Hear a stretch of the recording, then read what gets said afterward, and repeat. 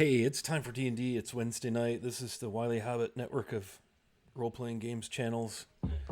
I mean, it's just a channel, but it's a network. It's soon to be a network, syndicated, all that stuff, coast to coast. Not really. Anyway, welcome. I'm Scott, also known as Wiley Hobbit, and I am super stoked for another session, episode 23, hard to believe, of Dragon of Icespire Peak from the... What is that from? The Essentials kit, I believe. And we're doing that. So let's go around the horn real quick. Let's meet all of our delightful players. Let's start with Ezralyn. Ms. Misery, tell us about your character. Hi, I'm Miss Misery. I play Eslin, the level 5 half-work fighter. She likes to loom and for people to do their fucking job. That's about it.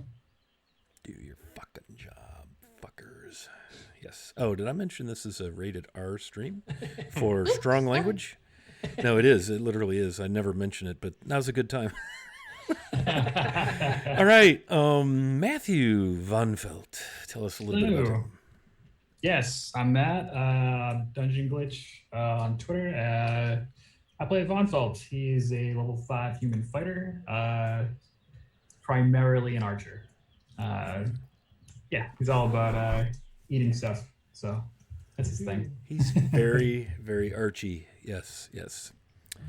Very nice. All right, very good. Let's just go right across the bottom. I don't know, Chris, if you realize, but it looks like your kitchen's on fire. Oh my God. Thanks for telling me.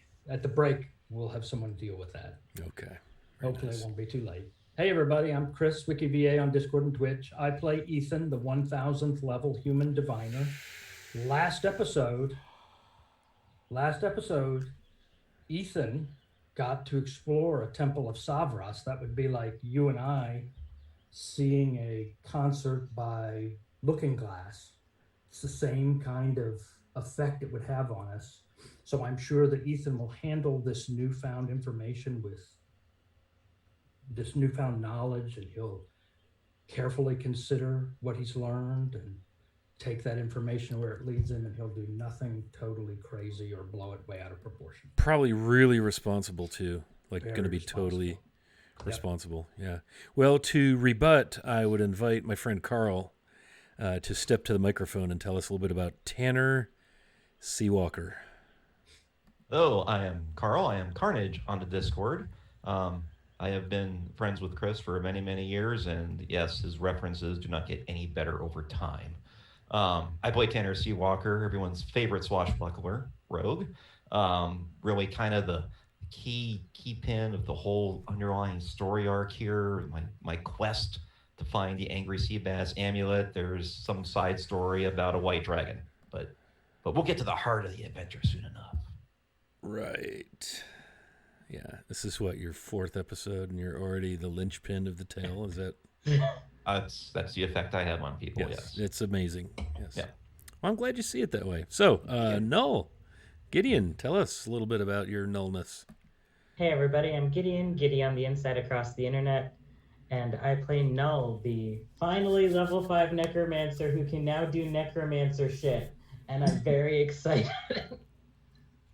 Takes a while to get there, doesn't it? Oh yeah, but it's gonna be so worth it, you guys. I'm gonna make so many friends. Nice. It occurs to me I need to update the levels on the overlay, so hopefully before you reach level 6, I'm assuming you reach level 6, hopefully before then I'll have them all updated to level 5. Very nice. Okay, very good. And don't forget to update Chris's full new title that he's given himself. 1,000. And you had to reduce the seer of whatever. Whatever. You had to use a smaller font. I only try to put real things on the overlays. Yes. Things that actually exist. Okay, last and far, far from least, Jacob Everfleet. Is that right? Hey. Yeah. Yeah, that's me. So hi, I'm Dave. Hey Wilson on most of the internets where I actually internet, and I play Jacob.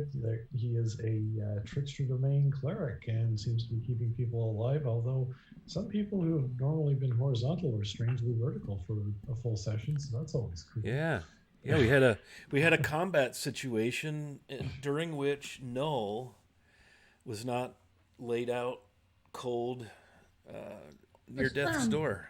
In fact, it was almost Jacob who was laid out near death's door. Yes, it seems we had a little situation toward the later portion of the episode last week, the session last week, where Jacob, while on watch, the party was long resting inside the Shrine of Savras. I mean, where else to take a safe long rest than the ruined shrine of a long forgotten, possibly never existing deity of divination? It seems like a great place for a long rest.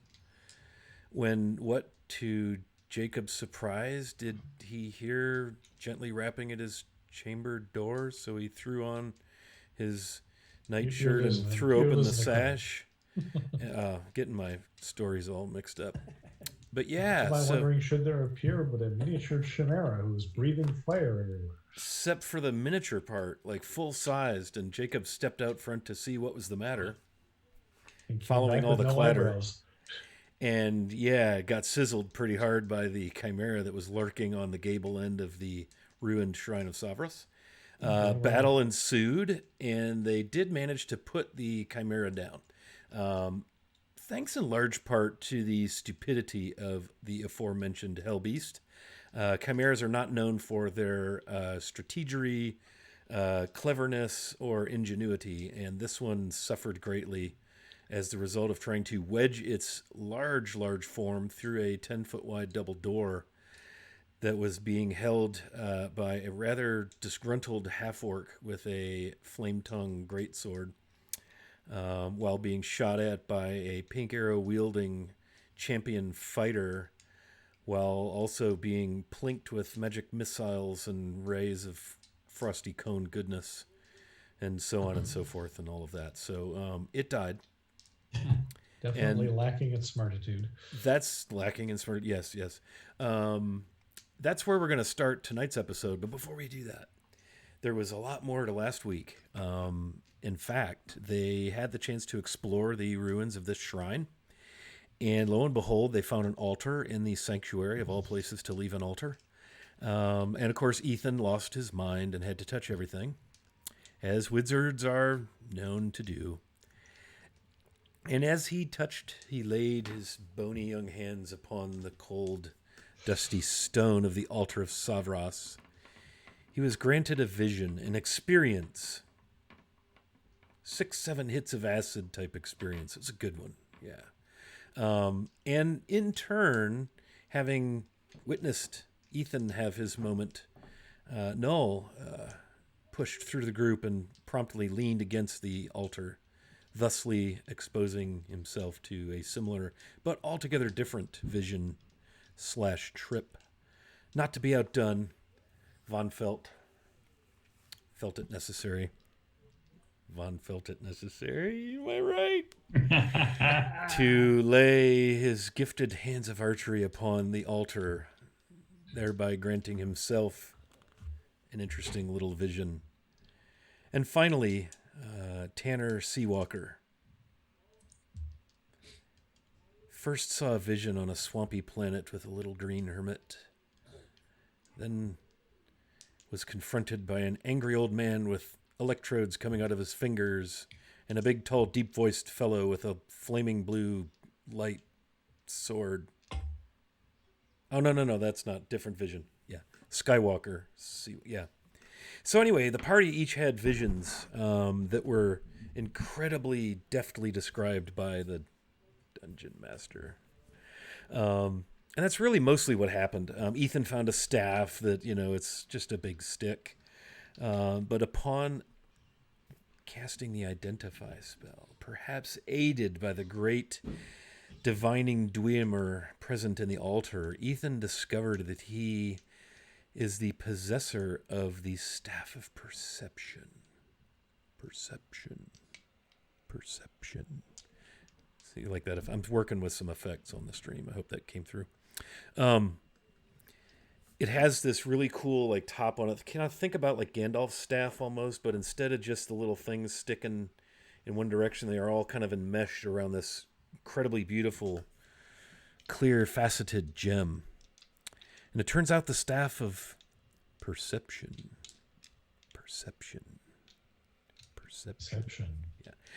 Grants its wielder the ability to cast the spell Scry once per month.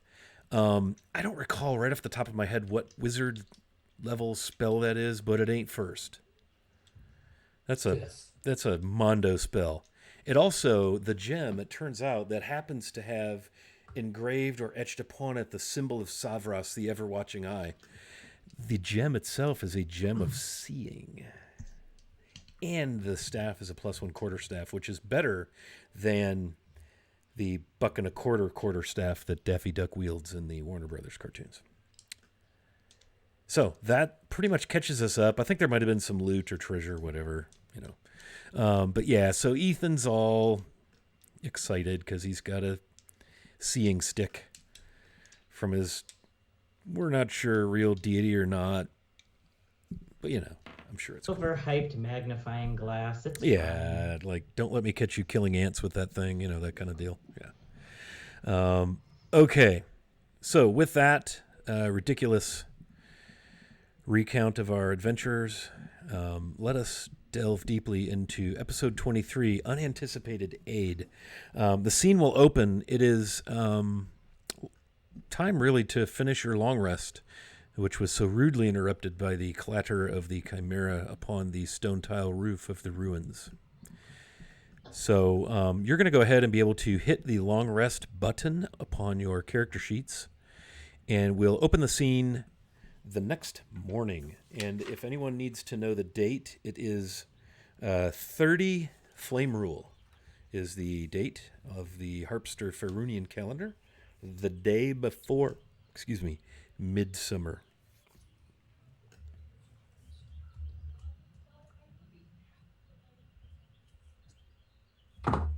Okay. This is where you all can dive in and All right. start your show.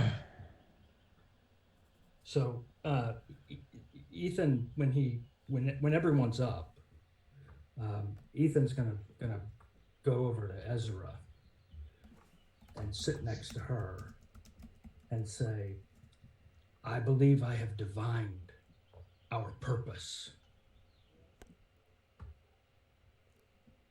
And what do you think that is? Well, I believe that this shrine, well, let me say it this way.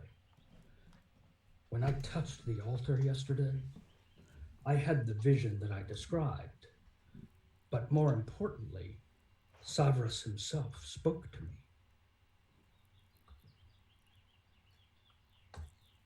And from that interaction, brief as it was, I have been able to divine our purpose.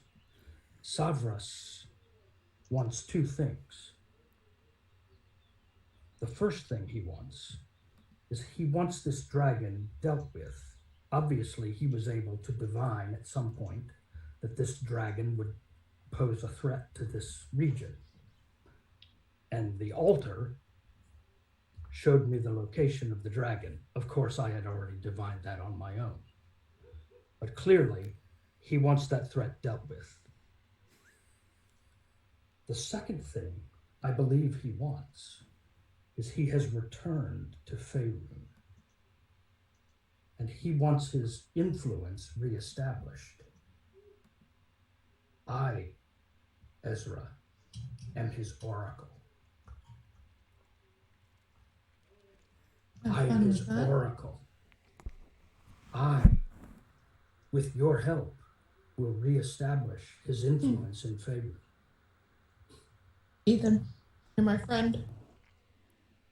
We are traveling companions. I don't do the work of gods.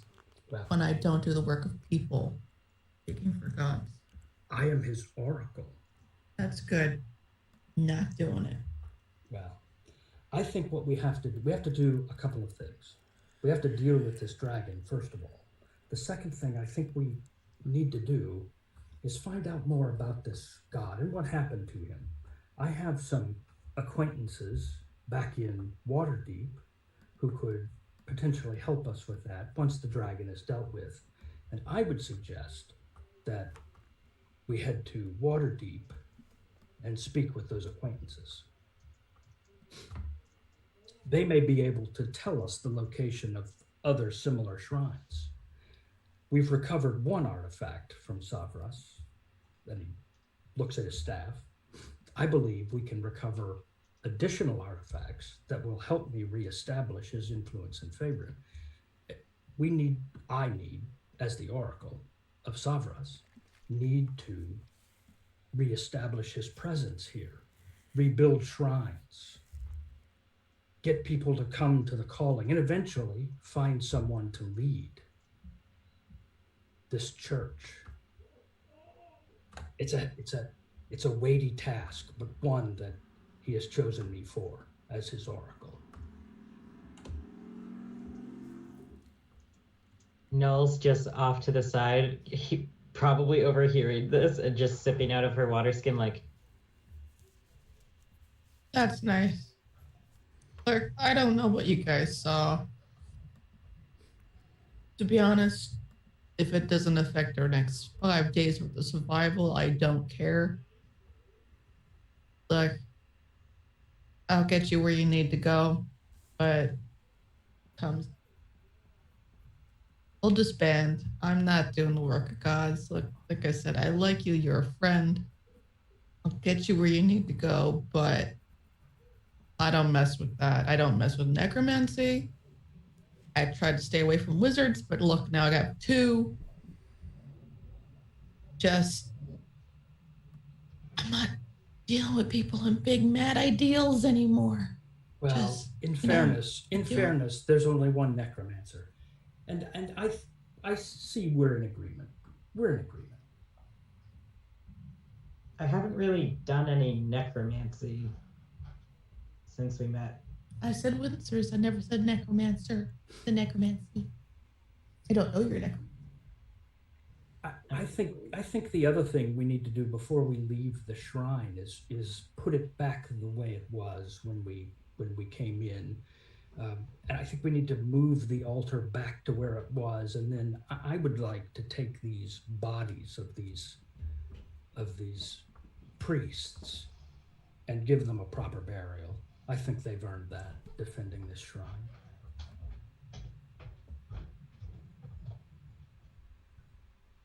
I mean, You can pay respects to the dead.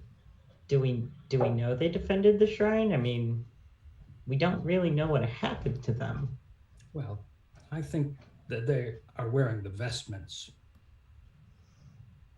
Well, I'm not saying that they don't deserve to be put to rest properly. It's just, I don't know entirely what happened here, but something doesn't feel right. And Well, usually my gut feelings have led me to not die. So we know that this shrine was sacked by barbarians.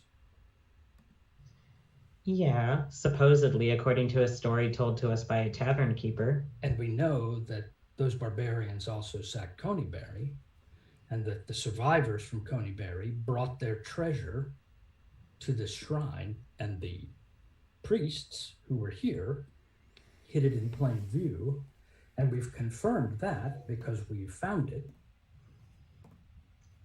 I don't know. It's just something doesn't feel right. I don't know. I might just be having the heebie-jeebies for nothing. Well, I think it's appropriate to lay these priests and give them a proper burial before we move on. What about the orcs? I'm the Oracle of Savras, not the Oracle of Orcs. Can't spell oracle without orc. Actually, you can. No, O, R, and C are pretty much in the word. Well, the A is in between them. Yeah, but like you're missing the point. The point is they're just as deserving of a rest peacefully for the rest of their eternity as those dead guys in robes in there. Well, they occupied this temple. I wouldn't begrudge some other orc coming along and giving their orc friends a proper burial. I'm only concerned with the priests. Anybody have any fire spells? None that I have prepared, I don't think. Oh, too bad. They could have had one big pyre. That's a respectable way of dealing with bodies. Well, we have a long journey back, and I think rather than use spell slots, let's give them a proper burial. That's also a proper way to I mean, sure. put someone to rest. I can perform my ritual that I performed for the people. Make sure that they're not brought back.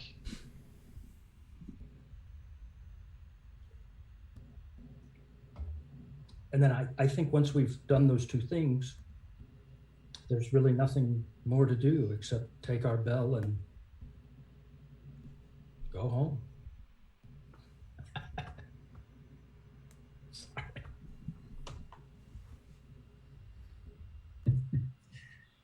Well, and based on my vision, I am confident that our path is leading us straight to the one-eared halfling. So I'm just gonna stick along for the ride, and with that, I gotta go do that one real life thing I talked about. So I'll be back. And yet no one asked for your opinion, Tantric Streetwalker. I'm sensing some hostility, and I'm not sure where that's coming from, but sure, let's just deal with the bodies and head back to Phandalin. Ezra, I don't mind moving the bodies if you wouldn't mind doing the altar. Yeah, that's Great. Just finish eating breakfast, put everything down, just get to work. Where would you like these placed? I think we should bury them in the courtyard. Courtyard it is. All right. I'll start digging. Ezra's gonna go fix the altar or whatever it is that needs to be done. The altar is on some stone rollers and just needs to be rolled back over the opening that was in the floor where the staff was found. Okay. So put her shoulders to the back of it and push it back into place. Okay. I'm gonna take out my shovel that of course I have and start digging.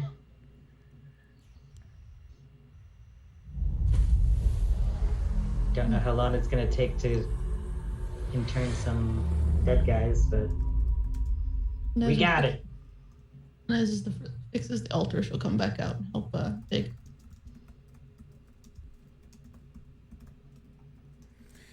Ethan, Wiki VA, thank you for your support.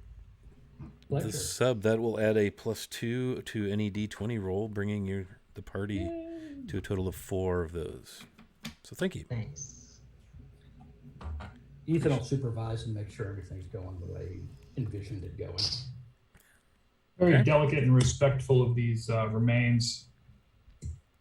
Okay. Place them all nice and neat in the courtyard for.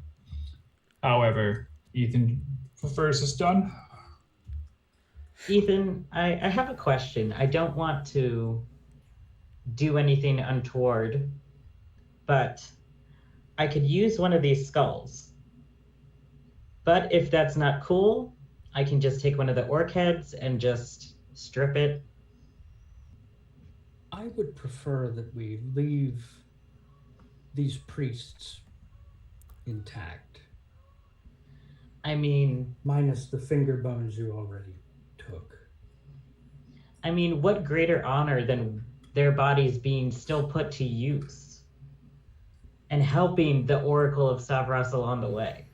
I would prefer that we bury these priests as they are now. All right. I'll wait till I find a better skull. Ezra comes up behind Ethan while this conversation is being had, and she just kind of. It would be very useful. I'm sorry. I know you don't like necromancy, but it's what I do. Yes, evil glare looming. I get it.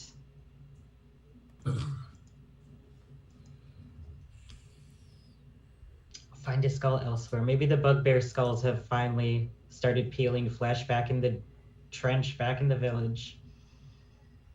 Chimera has 3 skulls. This is true. How big are the skulls on a chimera? I mean, it's a dragon head, a lion's head, and a goat's head. I mean, this thing is a large monstrosity, so I would say they are dragon head sized, adult dragon, adult That's lion, a bit much for me. adult goat. You have all the orcs and ogres that are The goat would be good. strewn about. I don't know. Even still, it's probably a bit too big for what I need. Though it doesn't really specify the type of skull. I would hate to... You could wear the ram's head with all the horns as a helmet until such time. Hey Scott, those orcs that we dispatched, was that was yesterday in game time, right? Yeah. Yep. And was that? I'm trying to remember the time of day we fought the orcs. I can share that with you. If you It was like past mid-afternoon. to consult my notes. Oops, wrong notes.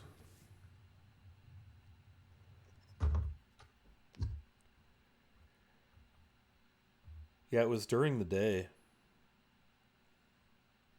So it would have been, while the sun was up, afternoon yesterday.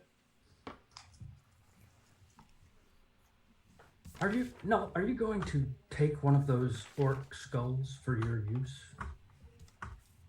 I might. Can you do a favor for me if you decide to do that? Depends. Can you, and he produces a vial, an empty vial.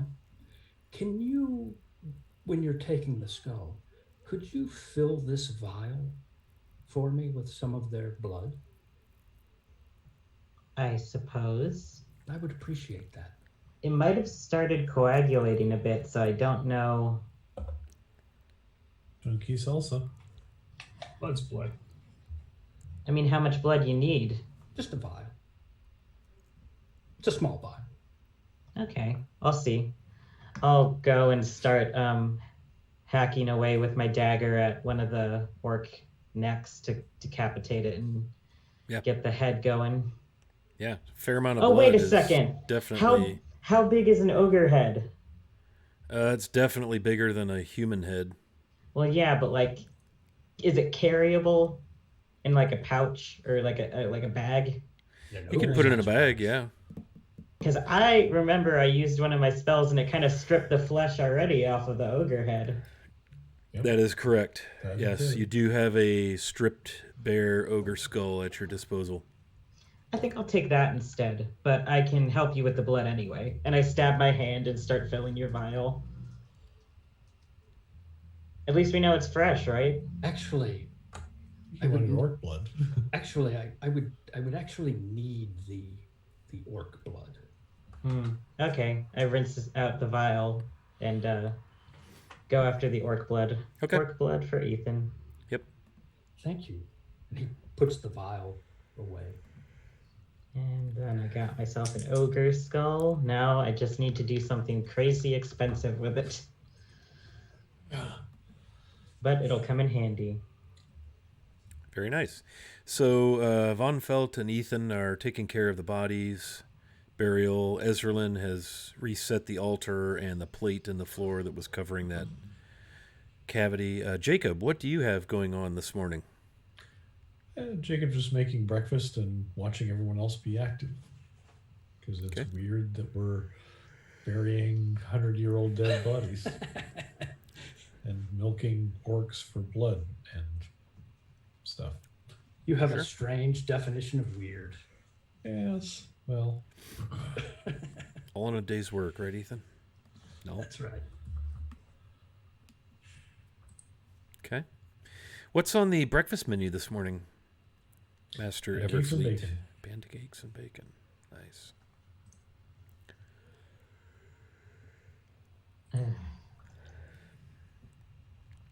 Let's see. Well, I think I got everything I need from these dead guys, and they're all in the pit. I'll just start. Actually, let's see. I'm going to take about 10 minutes and do my gentle repose on them just so they can't be brought back by necromantic means. Yes, very good. Okay. And I would say it's probably going to burn maybe 3 hours getting this pit dug and everything straightened around, during which time you're able to maybe break for some breakfast, get the pit covered over, be ready for whatever it is you wish to be ready for. It's a cloudy, chilly day today. A little kind of mist hangs in the air. Definitely quite humid and definitely a little cooler than what would be typical for near midsummer. Excuse me.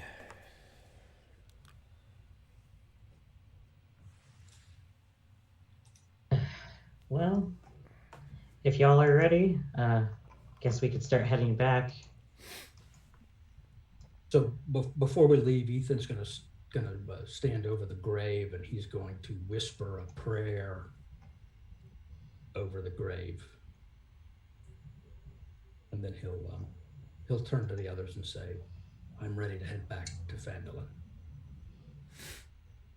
Before we leave, Jacob will go up to Ezralyn and tug on something that's not too terribly poorly attached and say, Do you suppose that the inn master would like a couple of haunches of goat from an exotic chimera? Probably. I'm not sure how big they are into monstrous eating, but It's goat. it's It's good edible. meat. Might as well. I ask because I'm lousy at butchering. I certainly wouldn't want to butcher the butchering. I can help you with that if you need. Oh, that would be lovely. Yeah, probably better. I just kind of hack things apart.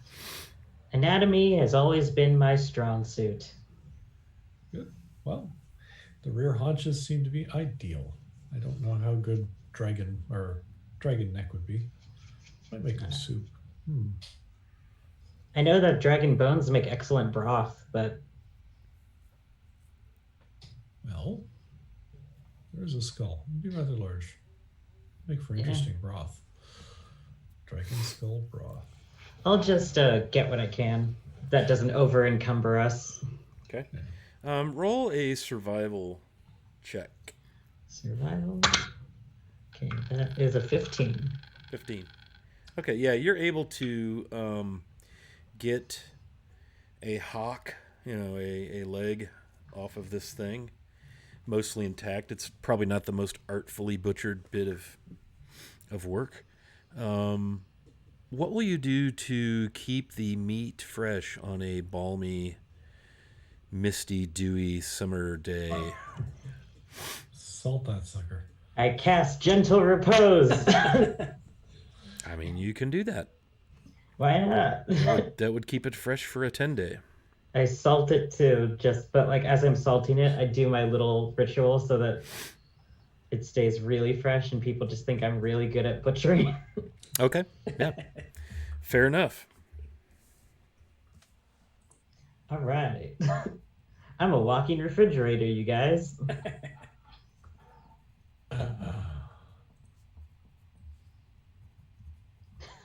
Yeah. As one of our other compatriots from the Discord likes to say about, oh God, what is it? Prestidigitation. It's the cantrip that's used for making food taste better. So can be Gentle Repose, the refrigerator of D&D. Yes, sir. Okay. So what would the party like to do at this point?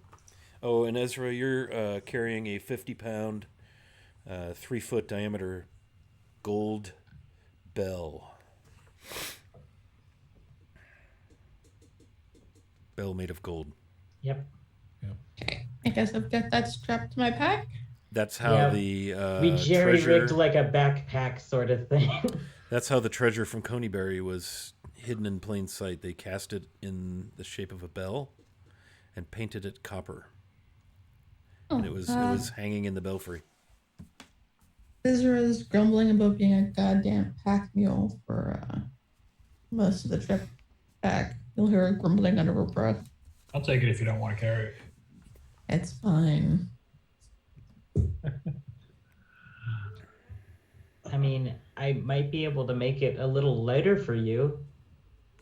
It's fine. Oh, okay. It's not necromancy, though. I'm just saying.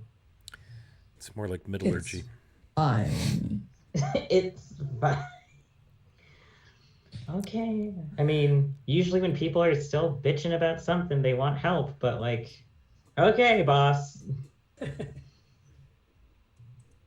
Meanwhile, back at the ranch.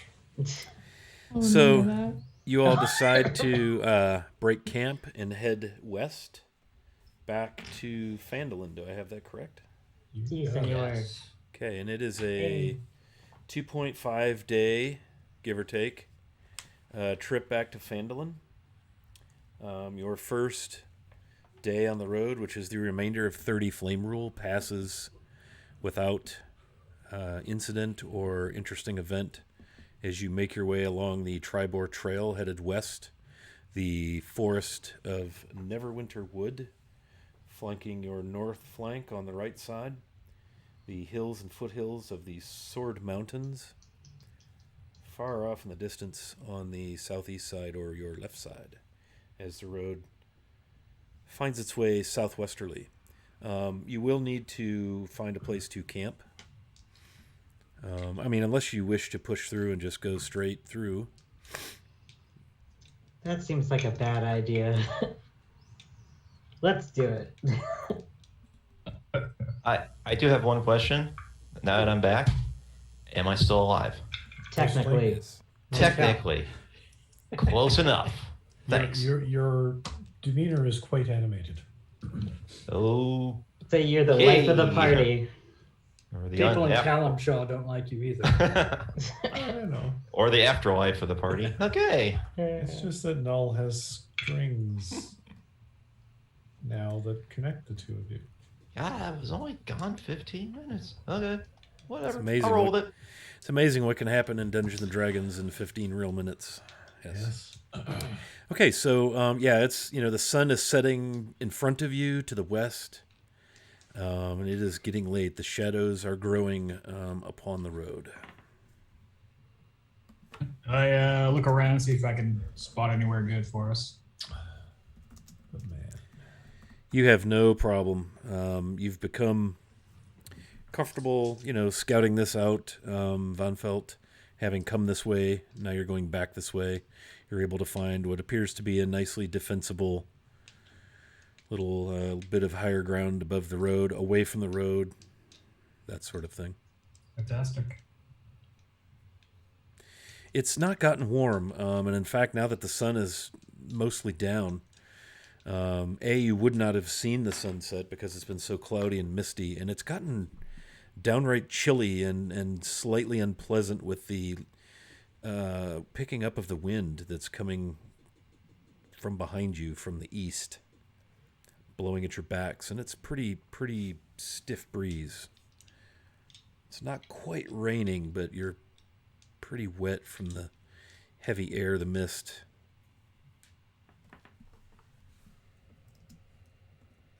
Kind of refreshing, honestly. Makes armor chafe. It does indeed. Hopefully it's not a dragon-induced cold. Oh, Hadn't thought of that. That's why I'm here. Yes, and aren't we all richer for it? Indeed. Oh, Oracle of Savras. When you have the Oracle of Savras with you, you know things. I've never really needed a religious person in my life to help me out, so you'll forgive me if I don't trust everything that your God tells you. Well, I don't even trust the stuff that he told me. If I were you, I would consider myself fortunate to have been blessed by Savras. Considering I didn't get an answer for whether or not my friend is still alive, and I just got a cryptic message about 2 other gods that I'm supposed to be worried about now, I don't really consider myself fortunate at all. It's better to know than to not know. But I know nothing. I know absolutely nothing about the situation. Might as well have just given me a drug trip where Ezra Lynn's 3 feet tall and Jacob's 6'10", and they're fighting each other in a boxing ring. That might as well have been the vision because it makes just as much sense and helps me just as much. I'd pay to see that. Well, I'm sure that after you've given your vision some thought, you'll find the answers. I highly doubt that, but I've been wrong before. Are we pitching some sort of shelter? Say pitching or bitching? Either one. Doesn't bother me either way. I can continue to bitch if that means we stay warm. I'm warm regardless. Oh, you're cold? Okay, No, do not me a really. favor. Run sprints for 10 minutes. And then we'll practice your sword skills some more. Okay. I get up and I just am like, I deserve this after before. Knew this was coming. And I just start sprinting back and forth. Okay, so Null is working out in preparation for some sword training. What are the rest of you doing? I presume Ezralyn is probably standing there closely supervising the workout. What about the remaining 4 members of our party? It's gotten fairly dark out. Jacob's making dinner. Okay. No idea what the ingredients are, but it'll be something. Is it a cold dinner, or have you made fire? We'll make fire. Okay. Ethan will be sitting near the fire.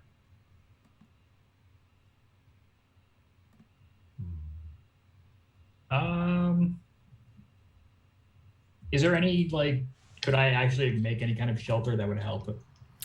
You could probably, there's some trees. You've chosen a spot that's just into the woods because, again, you want to get away from the road and out of sight.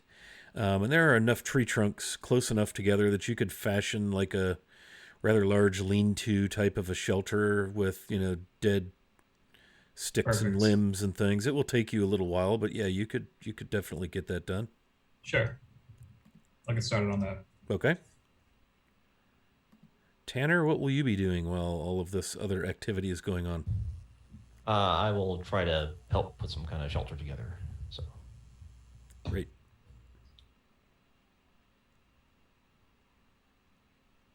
Gonna keep running. Yeah, so Noel, you finish your sprints for about 10 minutes, I believe, Ezra, that was the instruction.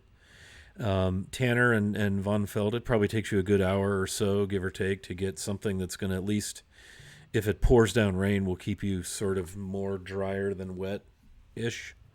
And it certainly knocks the wind down. And Excellent. you've built it in such a way that at one end you can have fire with room to sit around it and still have a place to lay upon the damp ground for rest when the time comes.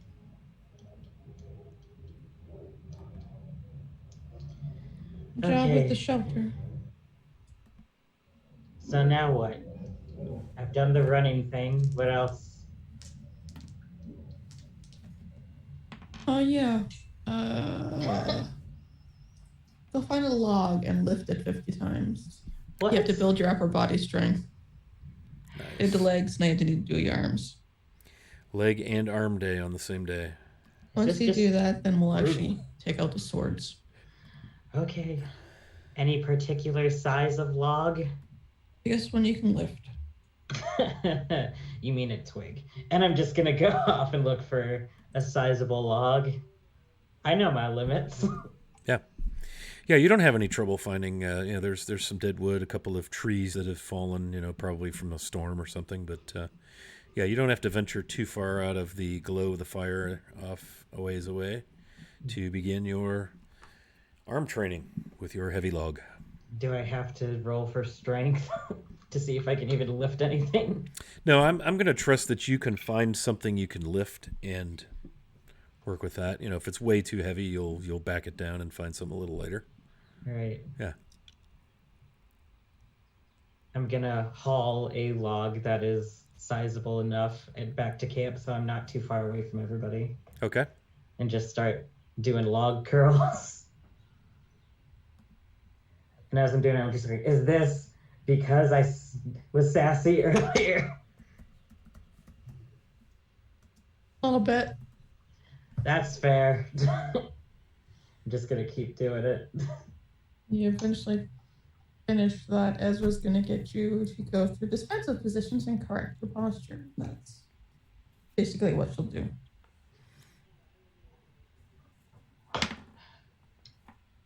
Wait. I assume I'm terrible at it, so. Kyrus always make this look so much easier than it was. Then again, I think his sword was lighter.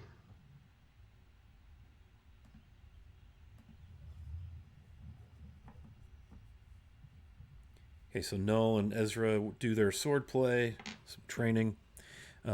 Jacob, I presume you managed to get some dinner pulled together. Oh yes. And it is, it has gotten quite dark, and it is raining lightly. Ugh. The wind is still whipping pretty good through the trees. I mean, it's better now that you're off the open road, but it's windy enough that there's, it's buffeting through the trees and whipping the light rain hither and thither. Just not a pleasant evening. Yeah. Dinner is seasoned skewered goat haunch with wild rice and sautéed fiddleheads. Ooh. Ooh, Well. fancy. Nice. After years of traveling with shitty food, this is kind of nice. Excellent. So you all enjoy a savory, sumptuous meal at the hands of one Jacob Everfleet. You've all grown rather accustomed to his culinary craft and ever thankful, I'm sure. Indubitably. So will you be setting watch for this evening's restful slumber?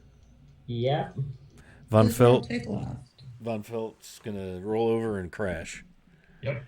Okay, Right so out. so I have Ezra taking last watch. Do we want to go in pairs for the first two watches, since there are 4 of you remaining? Sure. Assuming Sure. Ezra is probably would prefer taking last watch by herself. Just gonna go out on a limb there. Yeah. I'll go whenever. Like, doesn't matter to me.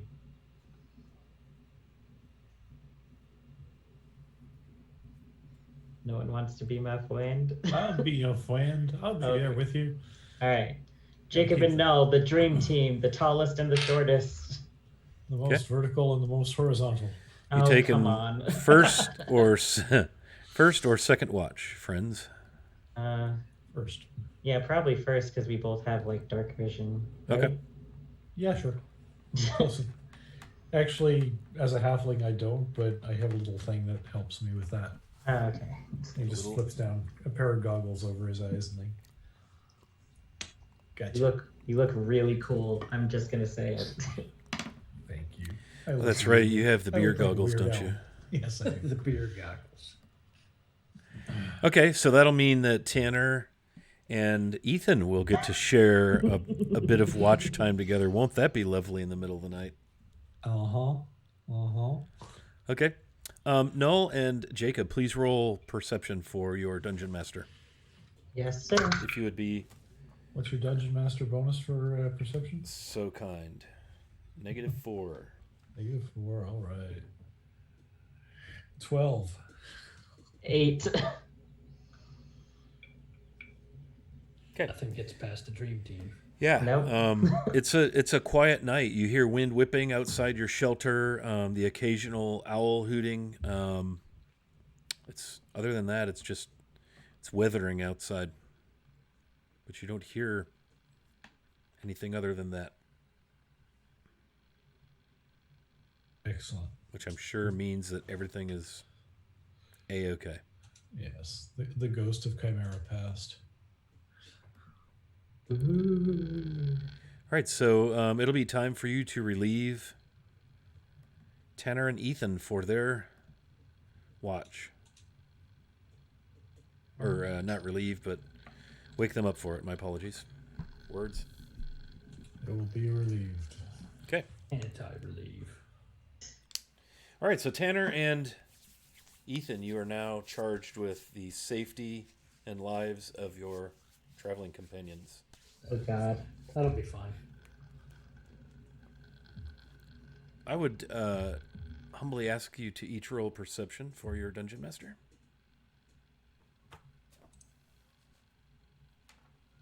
Oh, I got to 7. I got to 12. Yeah. We Yeah, are rolling like madmen. If anything, the wind picks up. You know, you can hear the rain and wind both. You can hear the rain lashing against the structure of the shelter that was put together. And, you know, I mean, you're getting dripped on and it's not, you know, fully dry, but you're thankful for Tanner and Von Felt's efforts at mostly for the wind, you know, block. And it's raining pretty good out there. You don't hear any other sounds. And again, it's, you know, it's very, very much a rainy night, so there's no moon or starlight. It's just this side of miserable. Thank goodness for fire and shelter such that it is. At the very start of our watch, I'm going to lean over to whisper to Ethan, do you foresee anything happening during our watch? Yes. Okay, let's be on alert.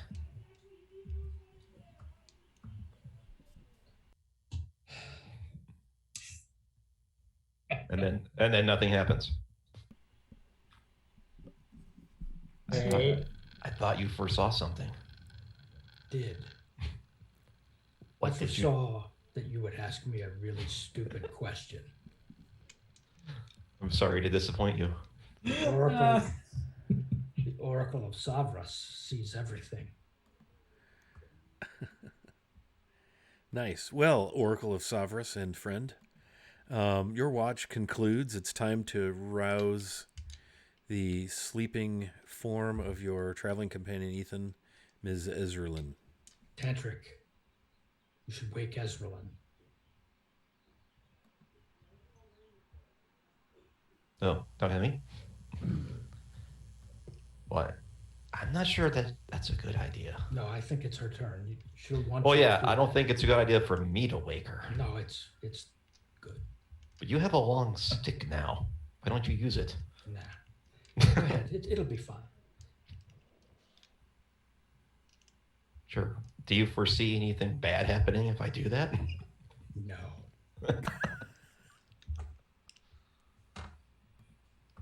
Well, as long as you don't foresee anything bad happening, why not? So I will very gingerly, Ezra, it's your turn. And then I'll move back quickly.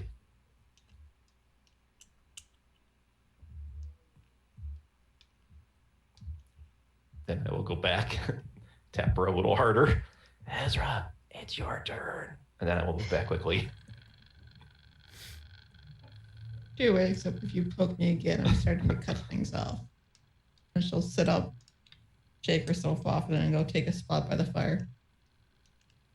She's awake, Ethan. Good night. Didn't roll like a 1 or 2, damn it. All right, so Ezra, you are alone with your thoughts.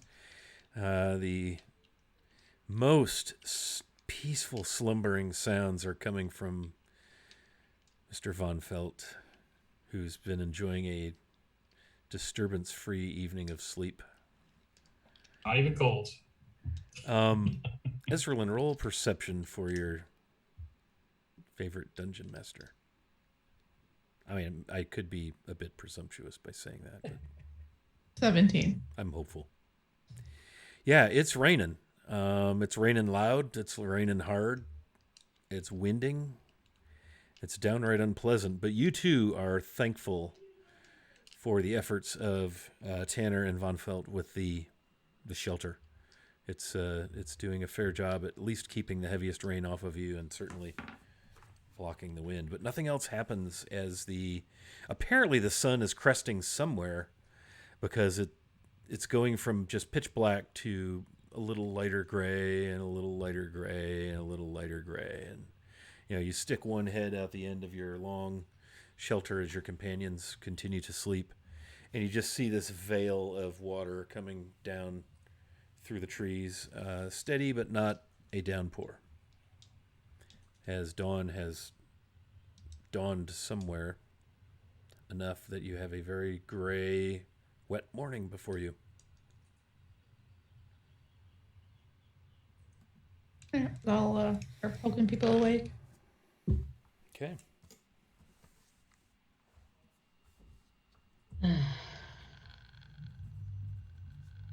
Well, we're not dead.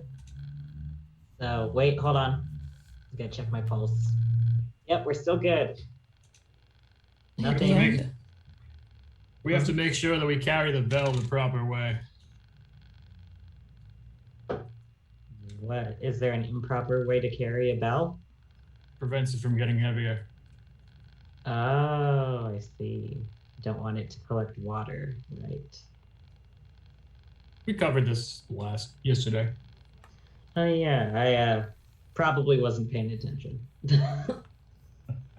When it comes to carrying things, no one really asks me to help out, so you can take it today if you want. I will certainly try. That is all I can offer you. So I'm gonna try and strap on the bell. It's not complex, not complicated, just a little strange looking. All right. This is surprisingly not terrible. All right. Very good. So I assume you just kind of rise, break camp. Anybody want to do anything before you get headed westward again?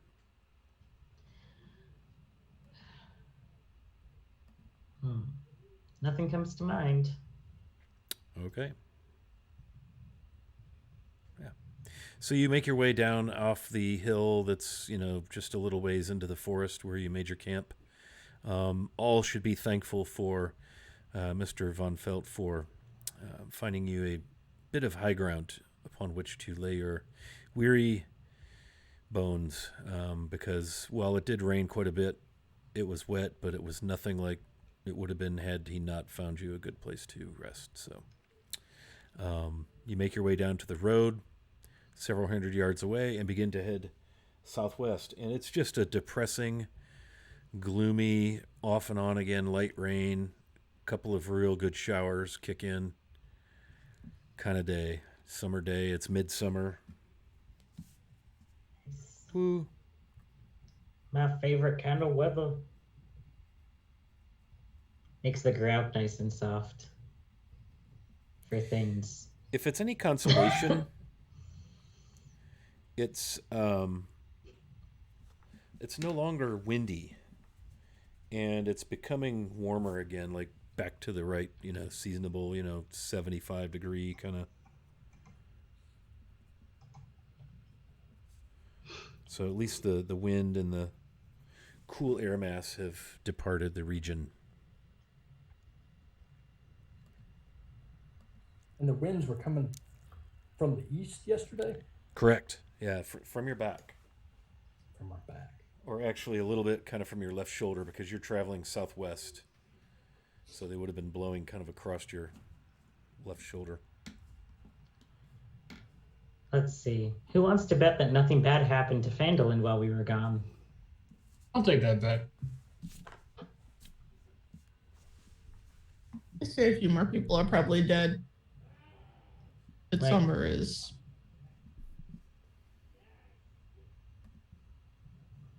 Midsummer's one of those days.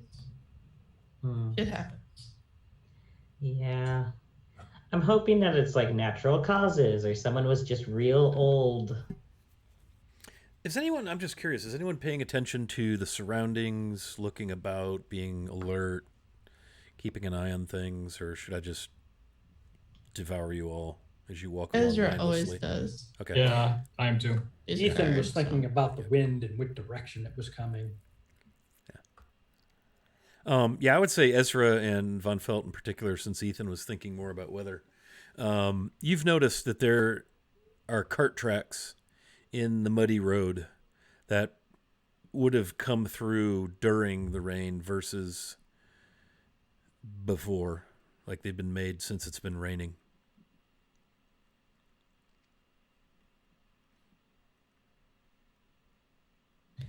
Got some carts going through. Seems we missed somebody. You think it could be the priests of Lathander coming to help Phandalin? Certainly hope. Is That that would be this nice. road? Ezra, you know that they would not be on this stretch of this road. Coming from the north, they'd come down the high road and take a left and head eastward up the Tribor Trail, and they would turn off of this road before they would have made it this far. What's on this particular road, like on our trip? What's that? What's on this road? What's on this What's road? along this road? It's desolate. There's nothing between the road that leads you back down to Fandel, and that's a 12-mile. Yeah, that's a half a day's walk from this road down the road that goes to Phandalin. There's nothing between Coneyberry and Phandalin, or Coneyberry and the high road, which is half a day's walk, almost a little more than half a day's walk from where you turn off to head to Phandalin. There's just nothing out here. There's woods on the north side. There's hills and eventually mountains on the south side of this road. We passed dwarves on our way to Coneyberry. And didn't they have a cart? Did they? They were heading towards, though, weren't they? Didn't we? We passed them. Right, they were heading back in the direction of Phandalin. Yeah, but I don't think they had a cart, and they would have been past this point. Maybe. I don't know. Well, and these were made in the soft mud since it's rained. You know, if you remember, it was warm and dusty and dry on your way. Couldn't they? Could I recall any place where someone else might have camped along the road? I mean, you could certainly slow your progress if you start to look for maybe where something largish left the road to go make camp. It would slow your progress down a little bit as you're trying to, you know, more like investigate versus just walk along at a regular pace. It might not be that important. Maybe we can just find where if tracks veer off and on the road. It's easy enough to watch the tracks. Give me a perception roll, whoever's kind of checking out these tracks.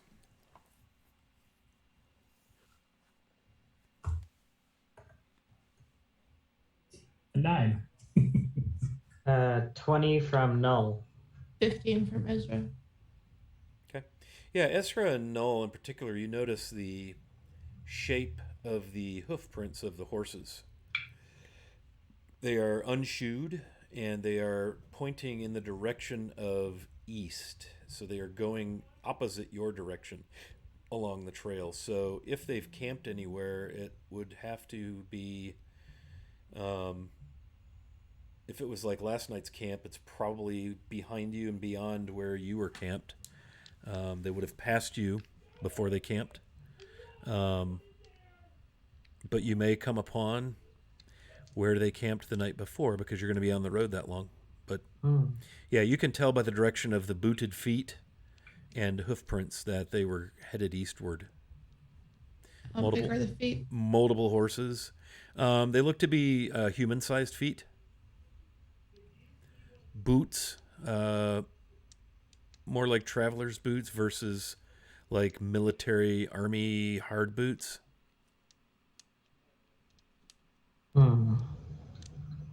So perhaps travelers, merchants versus like a group of armed mercenary. Scavengers? Could be bandits. Could be, yeah, hard telling. But that's kind of what you're seeing on the road. Some of the lower spots on either side of the road, the ditches are full of 4 or 5 inches of water. It was a pretty good gully washer, and it's still raining as you get into the later hours of the day, almost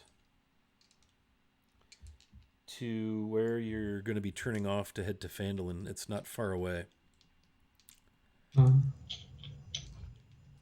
me have a perception roll by anyone who wishes to do so. As you're ambling along, all of you kind of maybe lost in your own thoughts, thinking about what you saw with your visions, thinking about what, if you didn't have visions, maybe thinking about what they told you they saw, just kind of, it's that stage where the journey's kind of starting to get a little long in the tooth. You got one more sleep before you get to Phandalin because you're well over half a day out yet.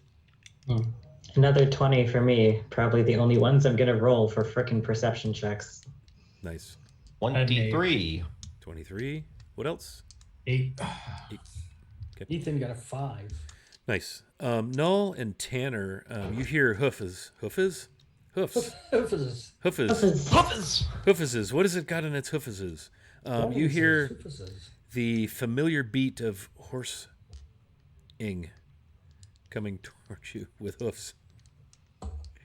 Horsings or hoofs towards us. Words are in short supply tonight. I'm going to make sure that while they're approaching whoever it is, I'm kind of hiding behind Ezra Lynn at this point. Okay. Yes, you are all on the road. It is the forest and the hills have grown further away. You're kind of back out into the grasslands as you leave that region behind. So it's, aside from laying low in a low spot, maybe behind a small hillock, and by small I mean 2-3 feet in elevation, there's just not a lot here aside from tall grass and wet ditches. And the sun is setting in the west as the clouds begin to break. Thank goodness, as the rain finally stops.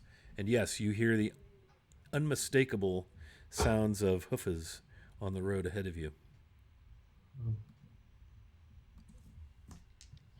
And with both your high rolls, you would say that this horse is trotting or maybe galloping. It's coming at you at Can we hide? At a decent clip. Sounds like just one horse? It does. Ezra will remain on the road. All right, I guess we're not hiding then. You can if you want to, but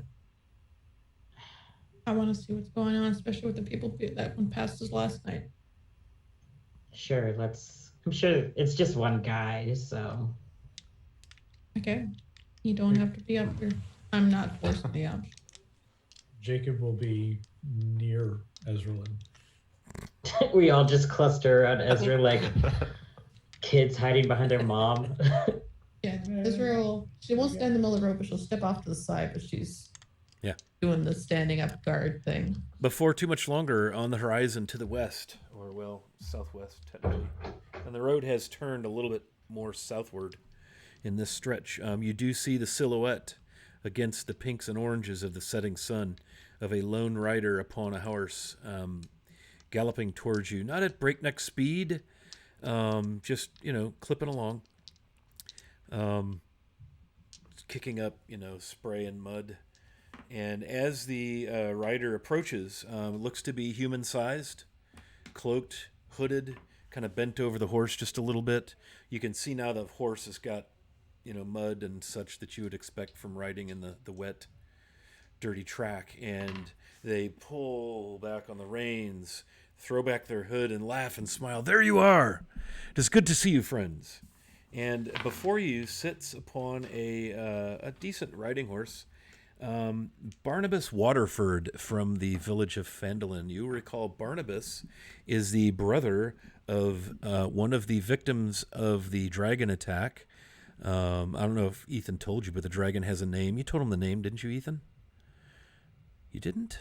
No. I thought we went through that. So the dragon attack victim, Ferd Waterford, weird. Short for Ferdinand. Or maybe they just call him Ferd because it's part of his last name.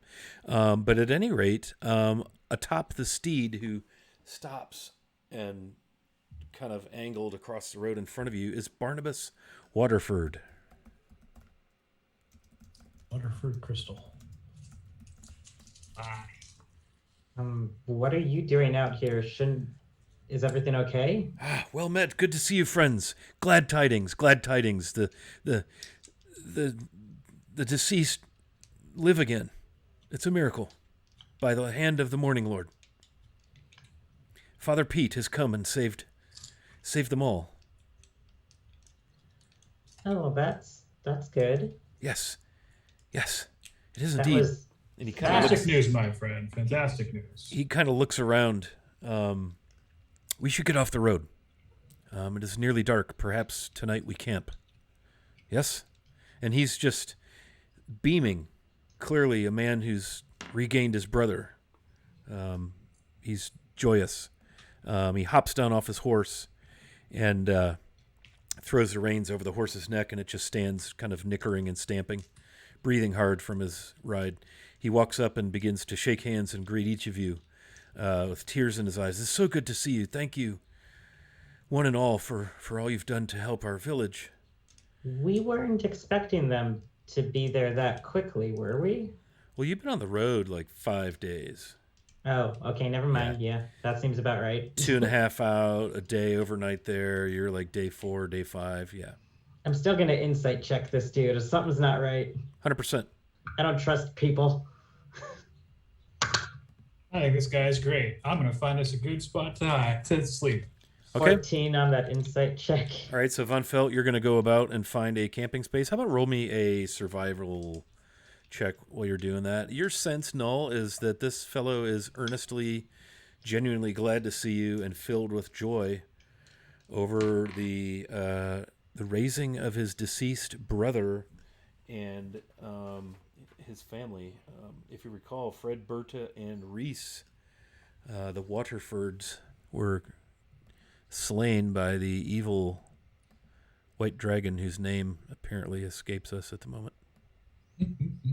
I bet it's Bob. Chuckles. It is. How did you know that? I have an 11 on survival because I am not a ranger. Okay. Yeah, I got you. So you find a suitable place to get off the road, several hundred yards to the. Let me have a look. To the north, in the direction of the forest, there's just a small stand of trees. Looks to be a little freshwater stream right there. As good a place as any. It's kind of in the open, so but it's all grassland out here. Is the same stream Noel was fishing from last time?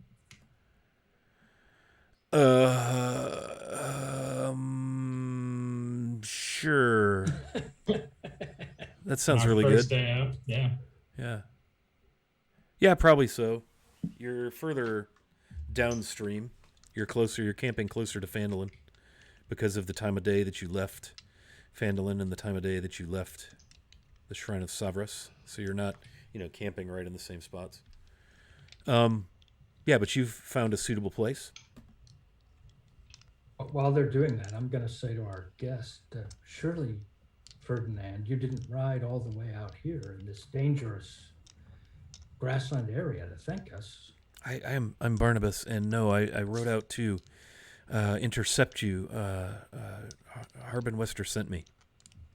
Well, really, Father Pete sent me, but with Harbin Wester's blessing and his horse. What happened? Well, Father Pete has not only saved, or I don't even know what to say, raised, rebirthed. They live. Everyone lives.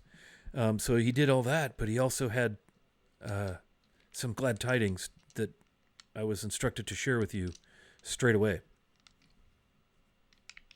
Okay. What pray tell her said glad tidings? let's get off the road. Suspicious. So I presume Von Felt returns, leads Yes. the party off to his. Post haste. Yes. 11 survival camping site. I'm sure will be perfect. That one, yeah. I'll give Oh, my hand yes. setting it up. Okay, yeah. As we're moving off the road, I'm gonna cast Detect Thoughts. Okay. No thoughts to be found. Okay.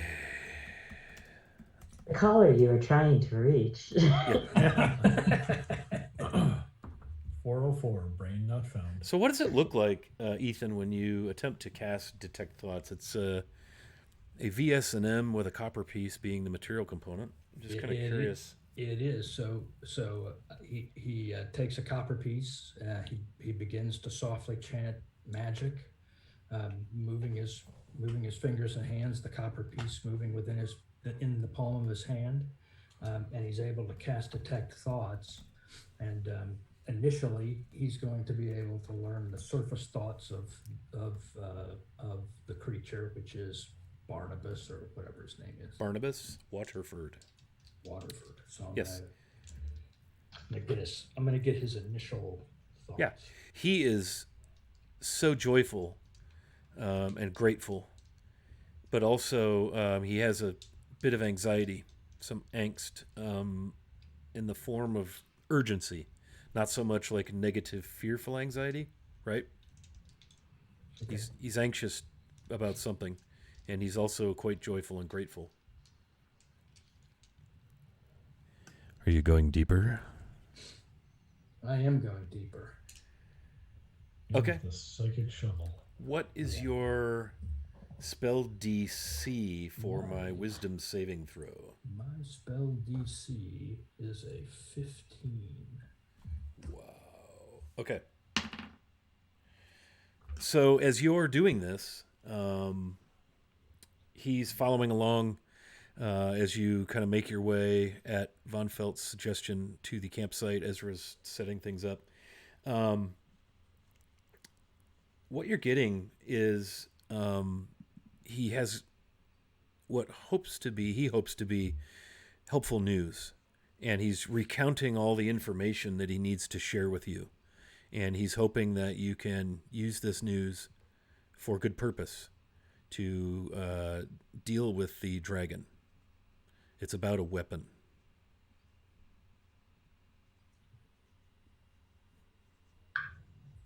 Okay, weapon boy.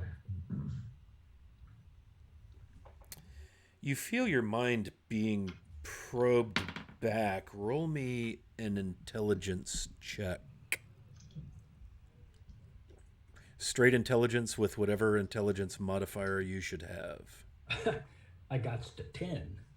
Yes, he is fully alert to your presence in his mind, and he snaps a look at you.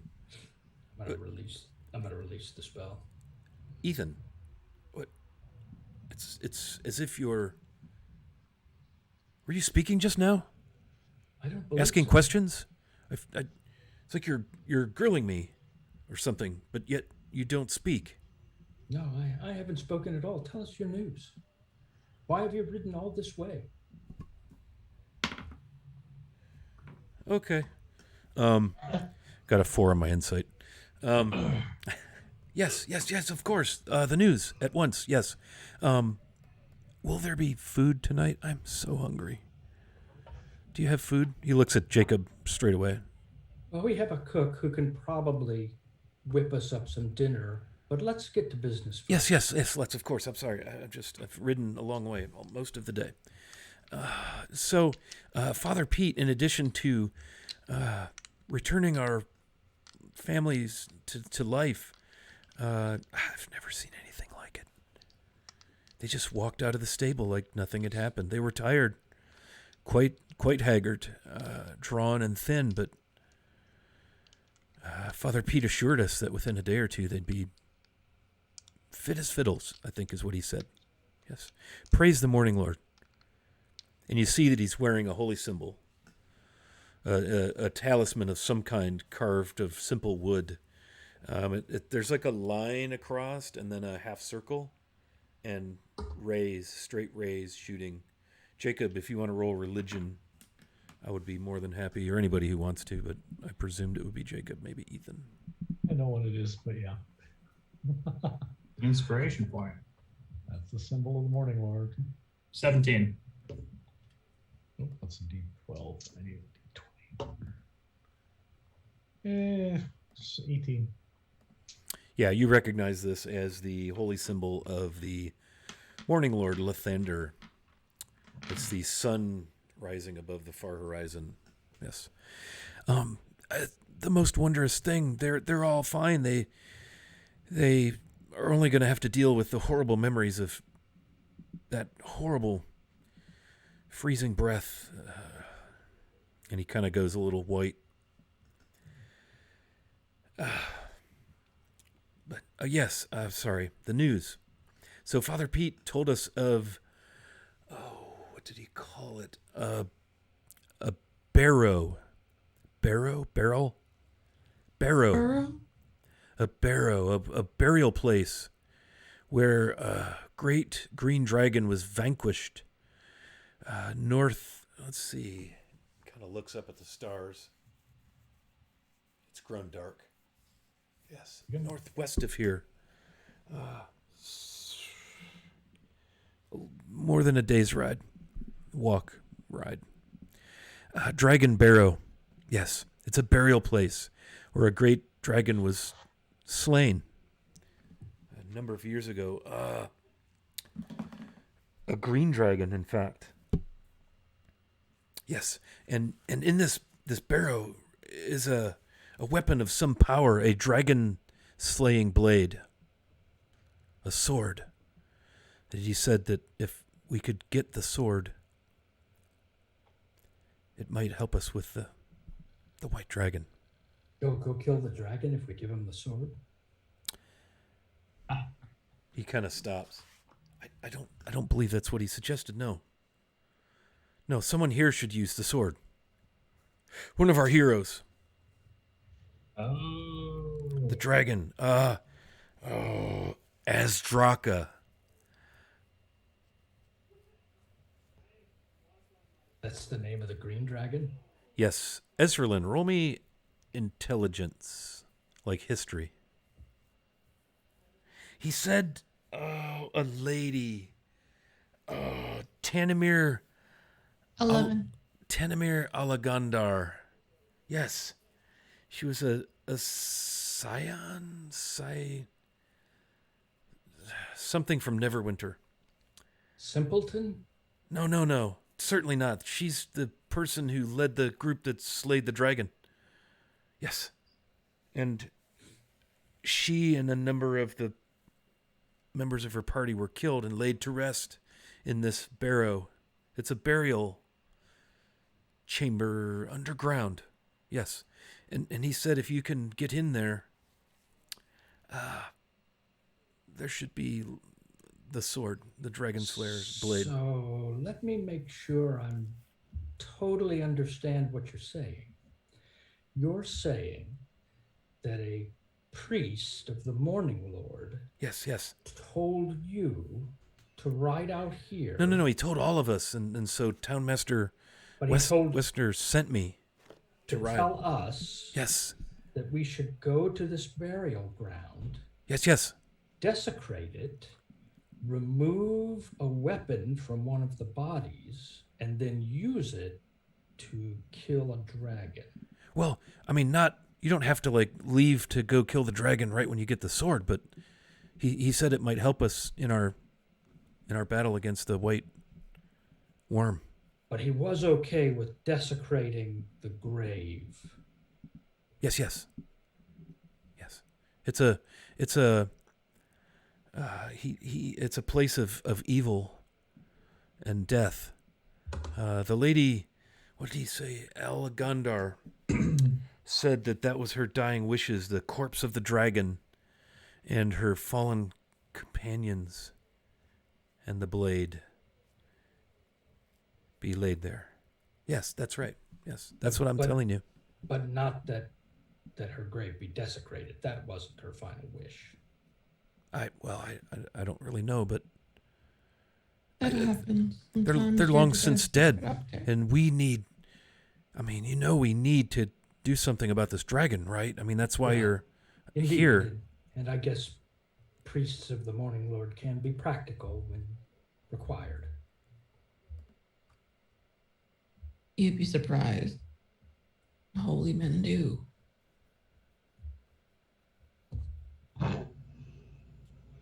It just gives Ezreal a side eye. She'll wink at Jacob. Times are a-changing. In my experience, the dead hardly have need of weapons, so I'm sure she wouldn't mind if we borrowed the sword. If it's meant to slay dragons, shouldn't it be used to slay dragons? And Yes. I'm not suggesting that I object to this task. I'm only pointing out what needs to be pointed out. I don't understand. Just being Ethan. Don't worry about it. I don't understand. I know you don't. I'm just here to relay the message. I'm so glad I found you. Thank you all so much for helping to help us. How's that food coming? It's a stew. Lots of meat, root vegetables, onions, garlic. Tell him what kind of meat we're using in our stew. Oh, these are just travel rations. We're saving the haunch for the innkeeper. We had a little bit last night. But so Father Pete described the location of the barrow, and so Toblin Stonehill made a map, and he has he's got like one of those kind of shoulder satchels, long, big flap over it. Messenger bag. That's a good, messenger bag. Pulls out, uncrinkles, kind of smooths it all out on a rock. One thing that's interesting is in the grasslands, if you're not careful while you're walking, you could trip over a large stone as large as 3-4 feet around, 2 feet up out of the ground. They're just here and there on occasion, but one is near, cleverly selected by Mr. Von Felt, could serve as a table, sort of. And he spreads it out on this rock. And he shows you on this map that, and I'll go ahead and put the Phandalin region map on stream, because that's how I roll. I'll make it bigger. Ooh. As I cover all your beautiful faces. So once you're able to see, and I'll go ahead and drop it in the Discord as well. But once you're able to see the map on stream, the Dragon Barrow is halfway between the high road and the southern section of Neverwinter Forest, right where it's most narrow between the forest and the high road. From your position, it's going to be all of a day's ride or walk. If only we had something to ride.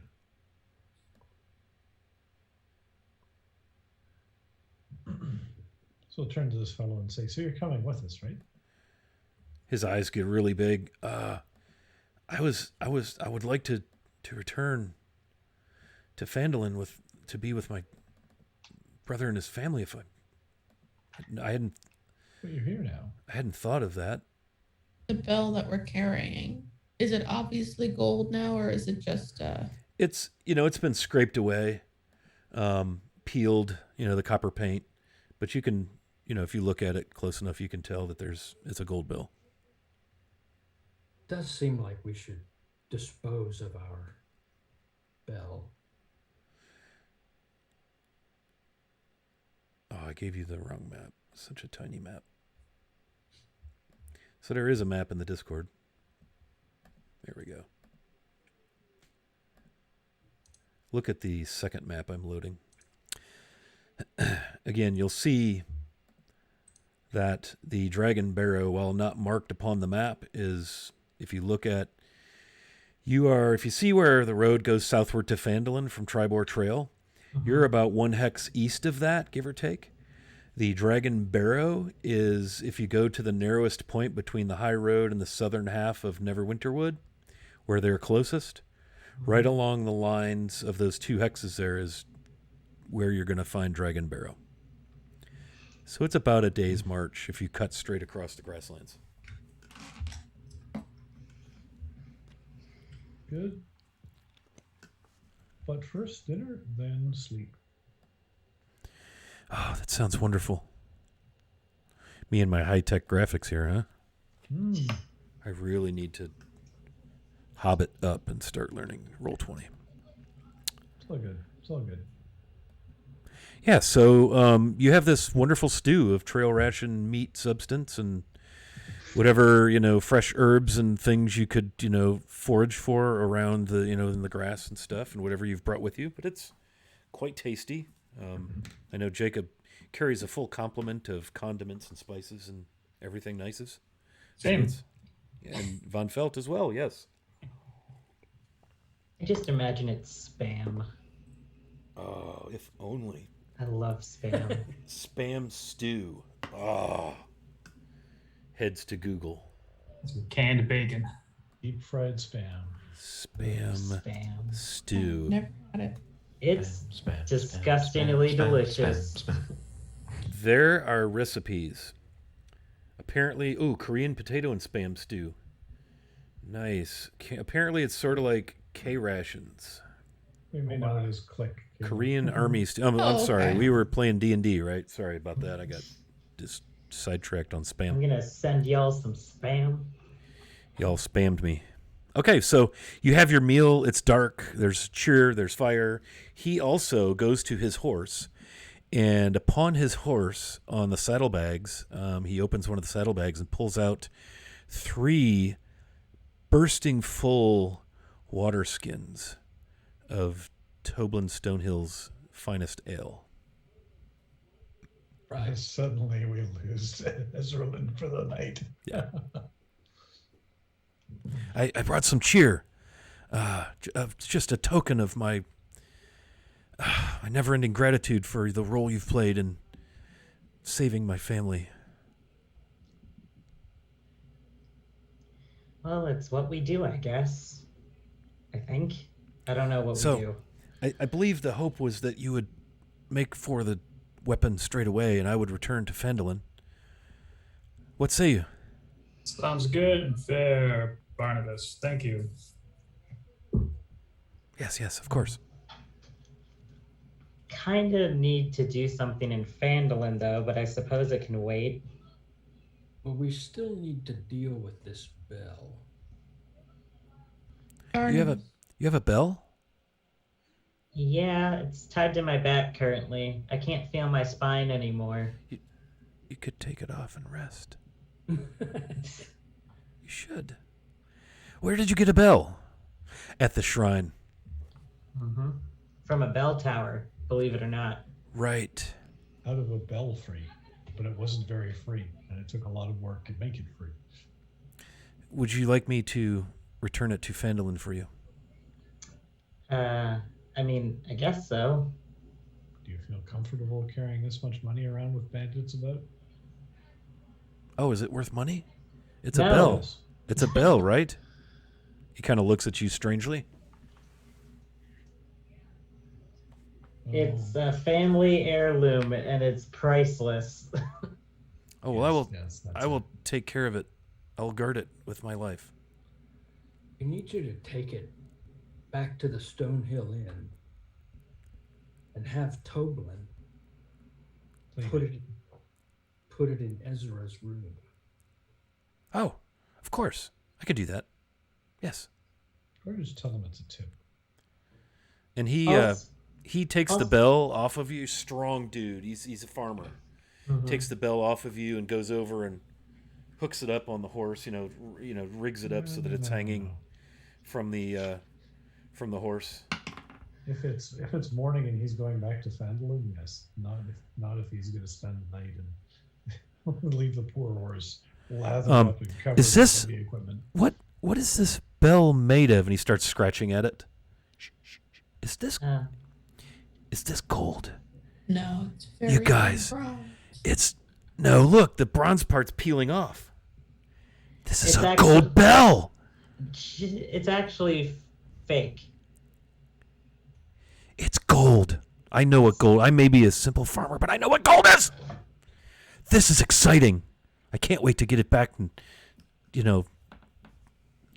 take it back to Ezra's room and not tell anyone about it. I'm sorry. What was I thinking? Yes, that's what I will do. This bell is very important to Ezra. Yes. And he kind of shrinks under the hairy eyeball being administered by the formidable half-orc. Yes, oh yes, of course. I didn't mean I just got excited because I've never seen a bell of gold. And I can't imagine how much gold, and I just was going to tell everyone, but then it occurs to me that would be a bad idea. But I rolled a 20 on my perception, and I discovered it's made of gold. I can't help how excited I am. Speaking of gold bell, Yes, of course. I'm sorry. I was wondering, and I'm going to pose this to the party, if we could melt down at least a portion of the spell, and if I could use it to gild the skull that I have. Your share of the gold we get from it is you can do what you want. That's fair. That seems like a discussion for later when we have idle time to melt down bells. Well, I just wanted to run it by you guys now, because, it's a shared treasure. I don't know what you guys wanted to do with it. Go ahead. I think what's important now is to convince Florence here to take the bell back. It's Barnabas. To the Stonehill Inn and get it in Ezra's room safely. I said I would do that. I will. You can trust me. I'm sorry. You don't understand what kind of couple of days it's been. Ezra, come over. I've seen things I'll never forget. Well, And Ezra, come over. I swore to the Morning Lord that I won't even take a foul word for the rest of my life, in thanks to the Morning Lord. And he kind of looks over at Ezra as she comes over close to him. Yes? Just put his hand on his shoulder and just say, "Don't worry about Ethan. Go put it in my room. Make sure Toblin knows." Yes. I will. And you're good. You can count on me. I will not stop once I start. I'll go straight to the inn. and I'll look at him and go, Ezra's actually trying to be nice, so she's got her comforting face on. She's has a actually comforting capable of face. hamming. Yeah, the rest of the party needs to make a con save or be stunned. DC 18 at the appearance of a comforting face on Ezra. I rolled a 6. Yeah, you're stunned. I'm toast. 7. I got a 20. Yeah, well, you haven't known her as long as the rest of them. You're still in the frightened condition, so your save is made at disadvantage. Ah, darn it. Yeah, no, he seems to be quite earnest. He's just a simple man who's seen miracles, and he's been entrusted with, in his mind, a great responsibility that he is now quite relieved to have discharged. And he's going to pour himself a tin cup of ale. I will see it done. This bell, in fact, I will cover it. I have extra saddle blanket in my other saddlebag. I'll cover it. No one will even see it. Perfect. Yes. And you see that he has strapped to the horse a hoe. Long handle, metal, flat blade. Looks to be freshly sharpened. If anyone wants this bell, they'll have to come through me. He kind of pats the hoe. There's nothing scarier than a well-sharpened hoe. And a farmer who's willing to wield it. Do you know how to handle a hoe, though, Barnabas? Not a hoe or a ho-ho? Whatever do you mean? It's just some hoes can be hard to handle. Like, they're just very demanding. I fashioned this hoe myself. Oh, so it's the family hoe. Yes. Yes, I plan to pass this hoe to my son. Weird children.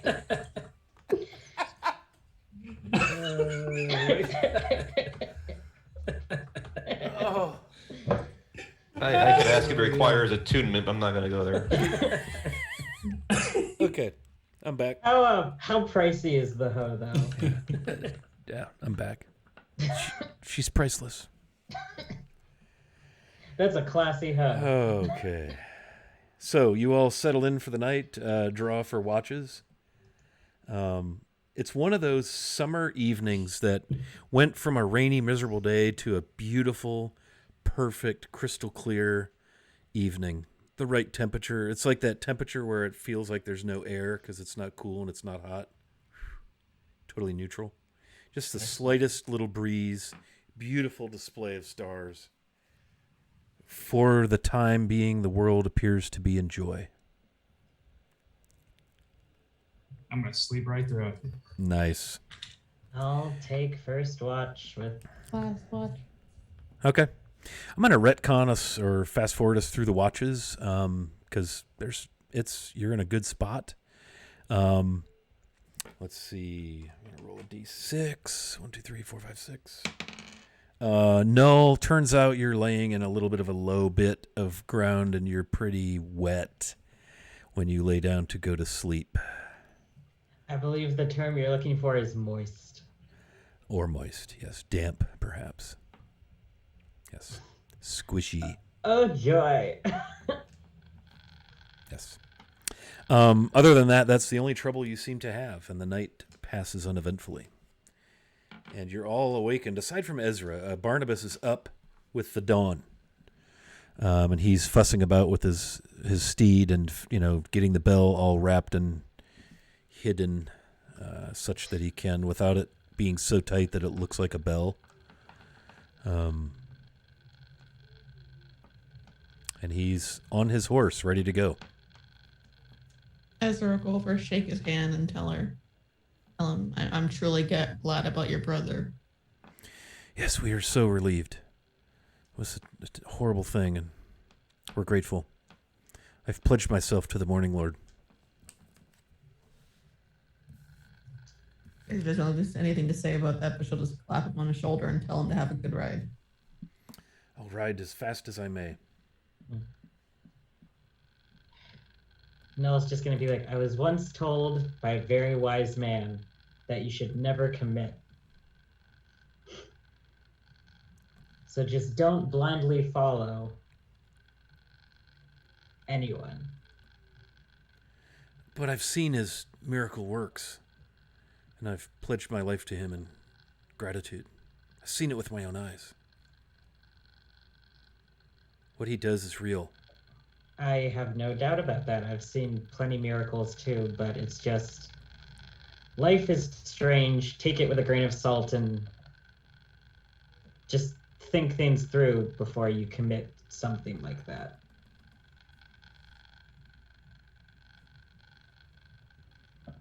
He kind of looks at you funny and yes, of course. I've seen all I need to see of his works. Father Pete, it's just wonderful. He kind of tears up and he turns and he rides off into the sunrise.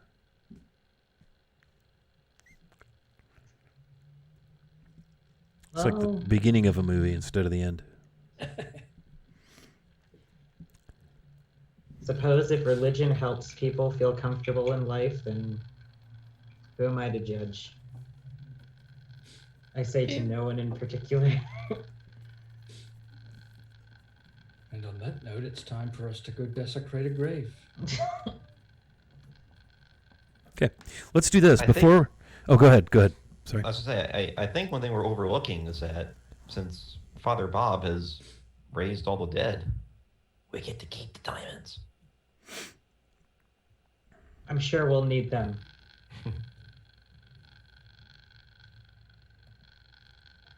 Never. It'll be fine. Okay, so with that, let's take a quick 5-minute stretchy break.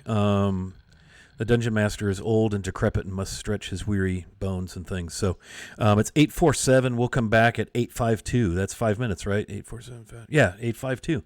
So hang loose, and we'll see you in 5 minutes.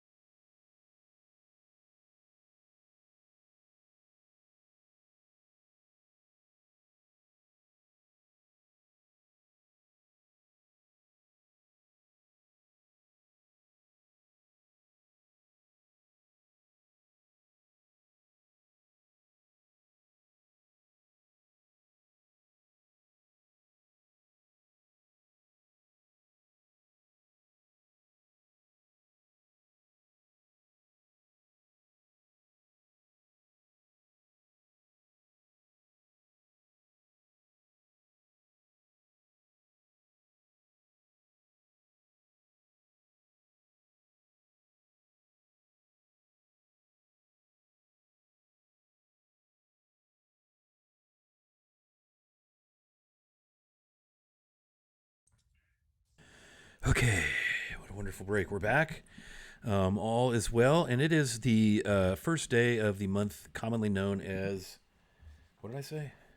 Hi, son. High Sun, and officially in the Harpster calendar known as Eliasis, the 8th month.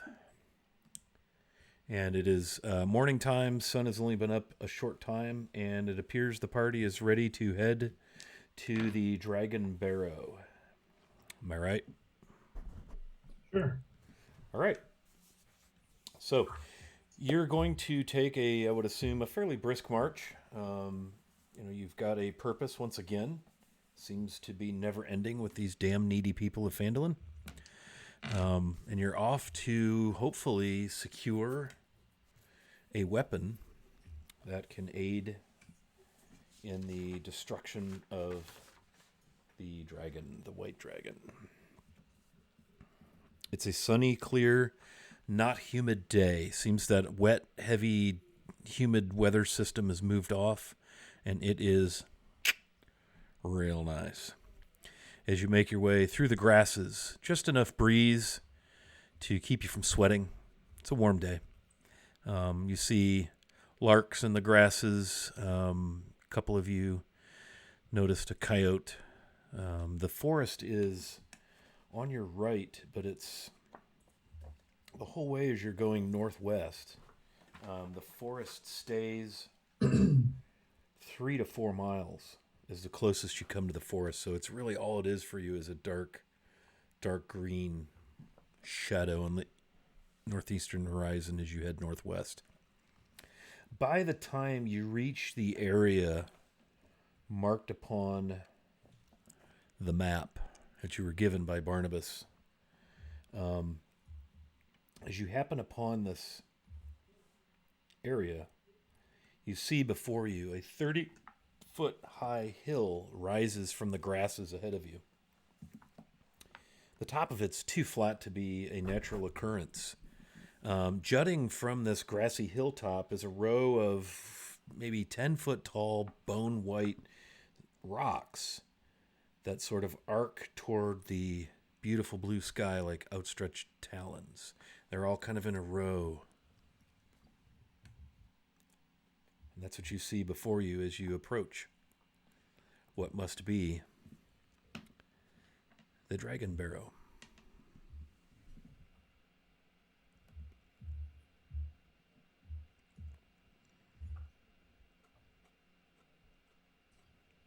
Think those are really rocks, or are those bones?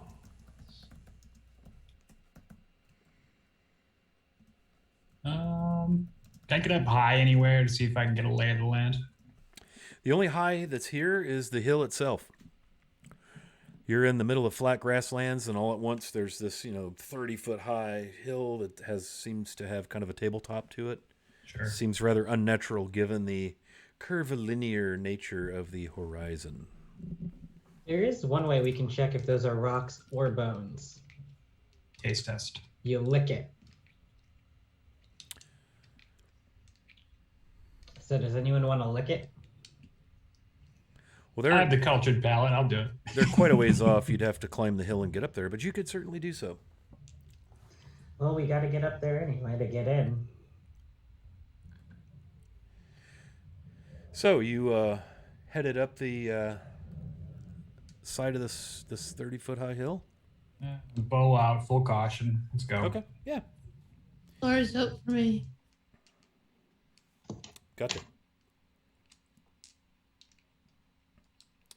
Nothing surprises us. We're good. You ascend the hill. It's rather steep at the front. You're approaching it from the south, moving northwest. And there are these tall, they look to be every bit of 10 foot high, these rocks. As you get to the top of this thing, anybody wishing to have a look or determine what you have here, maybe make an insight. Yep. As you get atop this sort of flat plateau. 16. 18. Yes.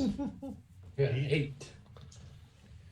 Okay, so Nolan von Felt, you're standing at what appears as you look over this.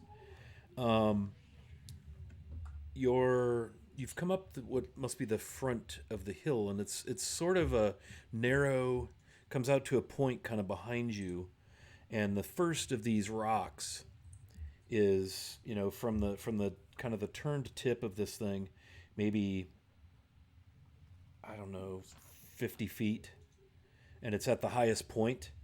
And as you stand where you are, maybe 20 feet from this rock, 10 foot high, you look, and these rocks appear to be in a little bit of a curvilinear line, almost like the spines of a great worm.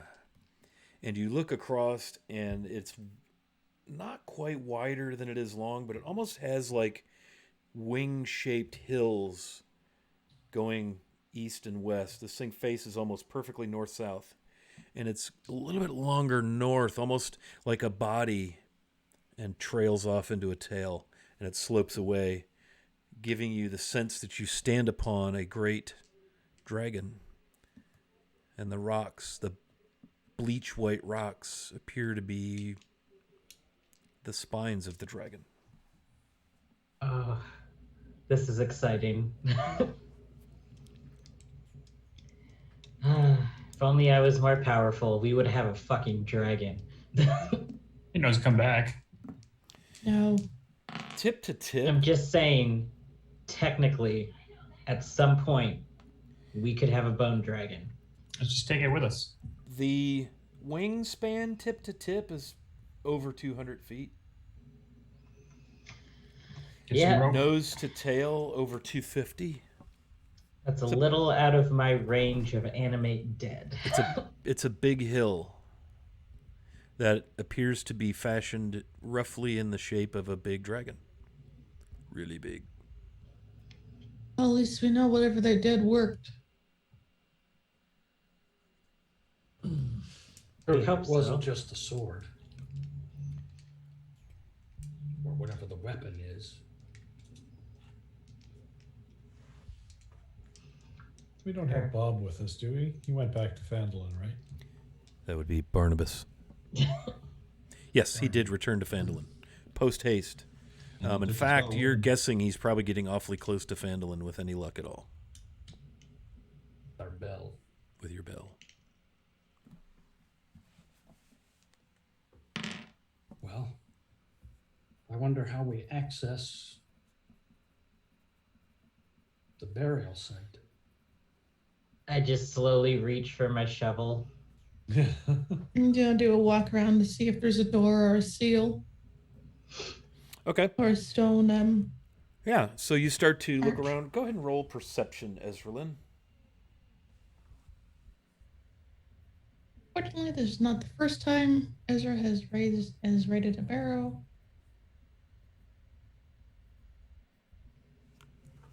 Eight. 8. Oh, see shit. Yeah. No, you're not detecting an obvious sign of entry as you Hopefully look it's around. not the hopefully it's not the last time you raid one. I'm gonna look around too, because if there's one thing Null knows, it's grave robbing. All right. Noel, please roll perception. That would be a 19. Yeah. So as you have a look around, Noel, the very first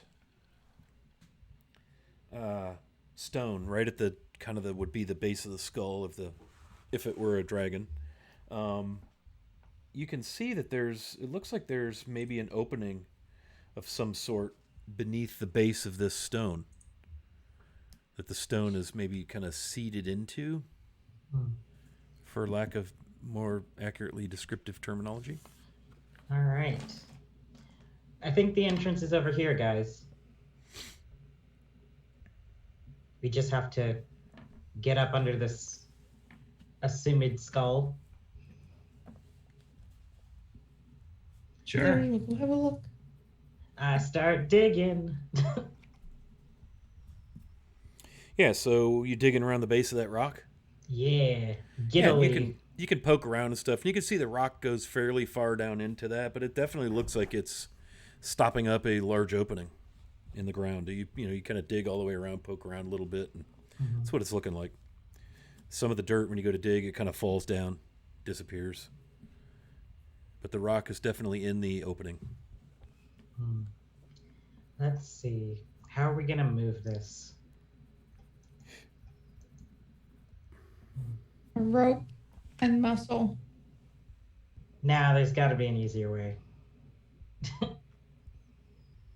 Anyone know levitate?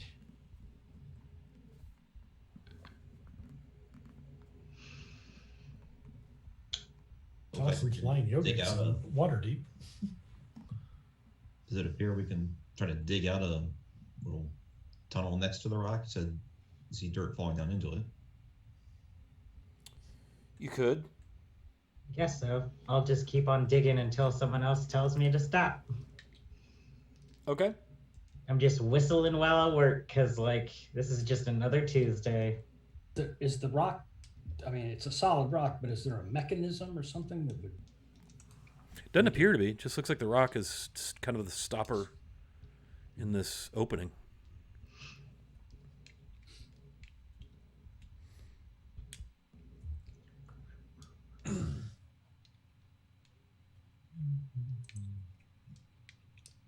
While Null's digging, I'll kind of just snoop around anywhere else. See, we might, there's a secret entrance, perhaps. Okay. Yeah, roll perception. What's this, Tanner? How about a natural 20? Okay. They just pop open when I walk near them. Yeah, you see a sword laying in the grass. Weird.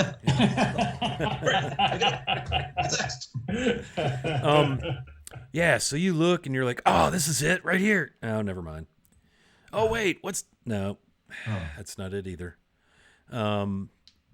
Nothing, you find nothing that looks any better to get you into this thing than what you're currently dealing with, which is the apparent tunnel into which that first rock is situated. Then I'll return to what we're dealing with, which is watching Null dig. I was just checking all her gear, her sword, everything like that. She's going in fully armed. Okay. As you dig, the rock starts to kind of like you're loosening earth around the base, and all it's doing is opening a bigger area for the rock to slip down in further. Yeah. We're gonna need to do what Ezra said, probably. Yes, you're right. I'm gonna work a rope around it and just sort of like in the areas that I've weakened with the dirt, I can maybe loop around a rope. You going around the bottom of the rock? Yeah, just trying to get some form of tie around it so we could try pulling or pushing. Okay.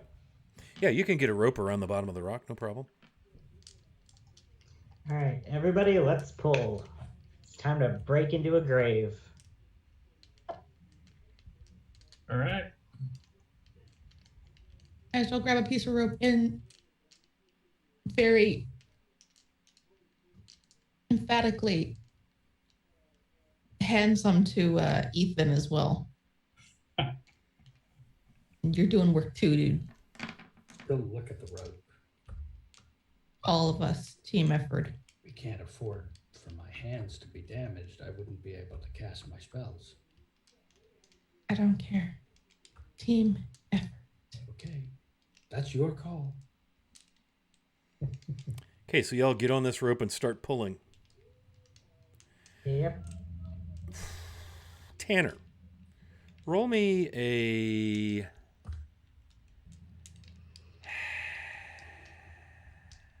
intelligence roll. Straight intelligence. Use your modifier if you have one to add to your roll. Low number. Can't roll dexterity instead? This is not a dexterity situation. Guessing his modifier is not going to help him any. How about a 9? Okay. You kind of feel like what you're doing is fruitless.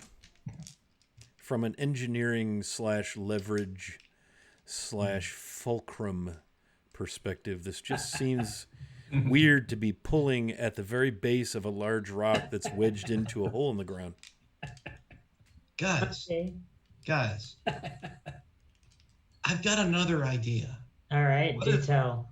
What if instead of putting the rope at the bottom of the rock, what if we put it at the top of the rock and try to pull it down in a way? Yeah, that makes a lot more sense. I'm sorry, I'm just really excited to get into this tomb. So which two people Understood. are going to pull on this rope? Ezra will. Okay. Von Fold. Would you like me to help you, Ezra? That's fine. Okay, roll a strength check with advantage, whoever wishes to be the one to roll the strength check. Uh-oh. We lost Strength, someone. actually, strength athletics. Oh, did someone vanish? We lost Ezra. Is it me? Well, you That's hilarious. Is it me? It's me, isn't it? We lost Kayla. Oh my Yeah. God, the rock fell on her. She'll be back. We'll just leave it be. She'll be back. I have every confidence. Let me look on her character sheet and see what her athletics is. Von Felt, what's yours? bonus. +2. +2. Let's check Ezra. And you're using strength athletics. Come on. Yep. D&D Beyond just so slow. She's got a +8, so we'll go with her. I'll roll for her. If somebody wants to roll a D20 and add 8 to it, and roll it with advantage. Hello. Hey, Kay, Hi. welcome back. Roll a D20. Use your athletics bonus of a delicious +8, and Everything died. Sorry. roll with advantage. No worries. I hope everything's okay. It's okay. Just very unhappy computer.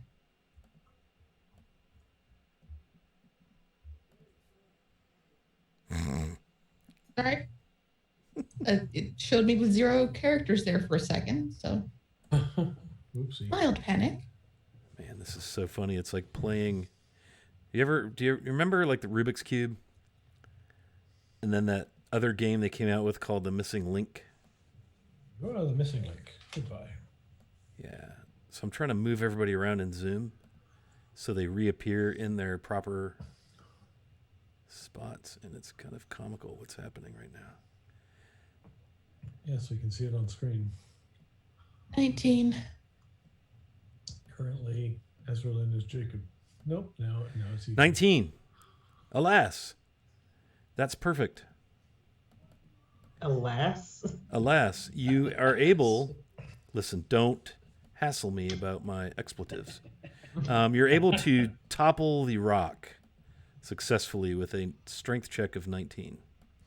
I'm not the one who wished to pull the rock down by its base. Look, I misunderstood, okay? I'm just picturing you all like, okay, here, try it again. And the rope is like horizontal, just off the grass. I may have been picturing that. No, I definitely was. We may have Okay. actually been doing that. You were. So the rock is toppled, and before you, the yawning darkness almost seeps out of the hole, along with the stale, damp, earthy, musty smell that can only mean one thing. Now's the time for a fireball. A crypt has been Smells like home. So, you've done it. You've opened the crypt. Very cryptic. Let us go. This is my Temple of Savras. Let's go. Nice. Okay. It's basically about a 2.5 foot wide spiral staircase with flagstone steps that begin to descend downward. What would be the marching order that we're going to... let's spend 20 minutes deciding what our order is. Shall we? Ezra will be, if not in the front, then towards the front, with her sword lit up. I'll bring up the rear. Okay, so I got... Oh. I'll be right behind Ezra, listening to her and not being first, but still wanting to be as close to the front as possible. Okay. Then I've got Von Felt after everyone at the end. Who else? Who's going to go after Null? I will. Anakin Skywalker. Ethan will go behind and start. Anakin. So that leaves Jacob behind Ethan in front of Von Felt. Right? Okay. So, Ezra, it's a tight squeeze, just given your muscular stature. But yeah, you can kind of wedge yourself down in here. It's not the most pleasant experience wedging yourself down this stairwell. And it goes down about 30 feet. It's winding. It descends the flagstones into the darkness. Are we going to have a light source?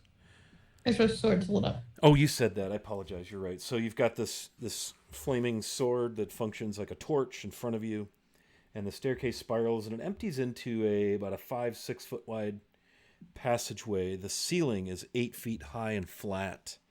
The tunnels are packed earth. It is dark. It is damp. It is stale, cool, maybe even colder than what you would expect. You know, underground has like a constant temperature of about 50 degrees. It's cooler than that in here. Like, it makes your joints ache just a little bit. It's a little bit disconcerting. Damp. And you make your way down, and you're in a passageway that appears to be kind of an arc. It arcs. You're facing southeast when you come down. It arcs to the north. It arcs around the south. And there are 2 tunnels going due east, separated by a 5-foot wall. And it looks like there's a tunnel going due south. Which way would you like to go?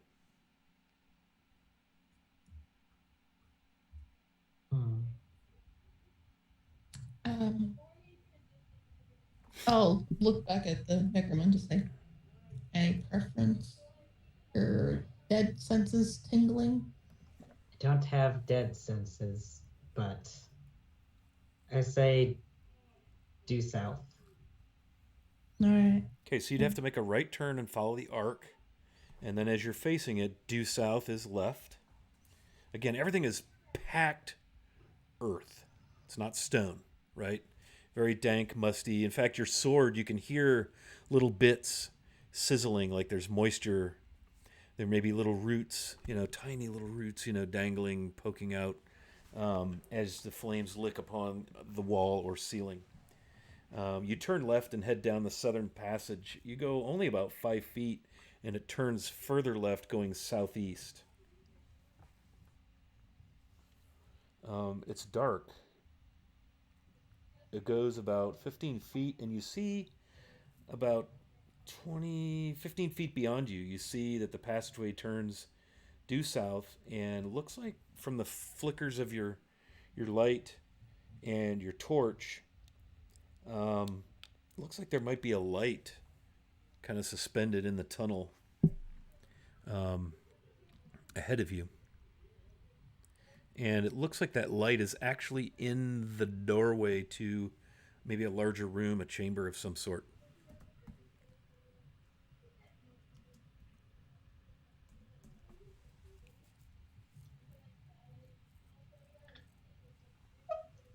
Guess let's go in. Okay, so yeah, you come down the tunnel.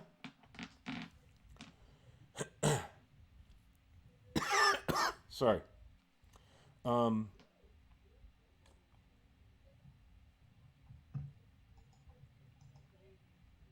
Ezra, just before you get to this room, and you see this light kind of shimmering, hanging there, it's the most strangest sensation, and it kind of, you'd swear it almost retreats into the room, and all at once, down you go. And the floor opens up beneath you, and you drop 10 feet into apparently, Null, as you stand there, Ezra vanishes downward.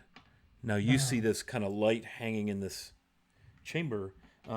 Ezra, let's see what happens to you, shall we? So you drop into boy, that's not good.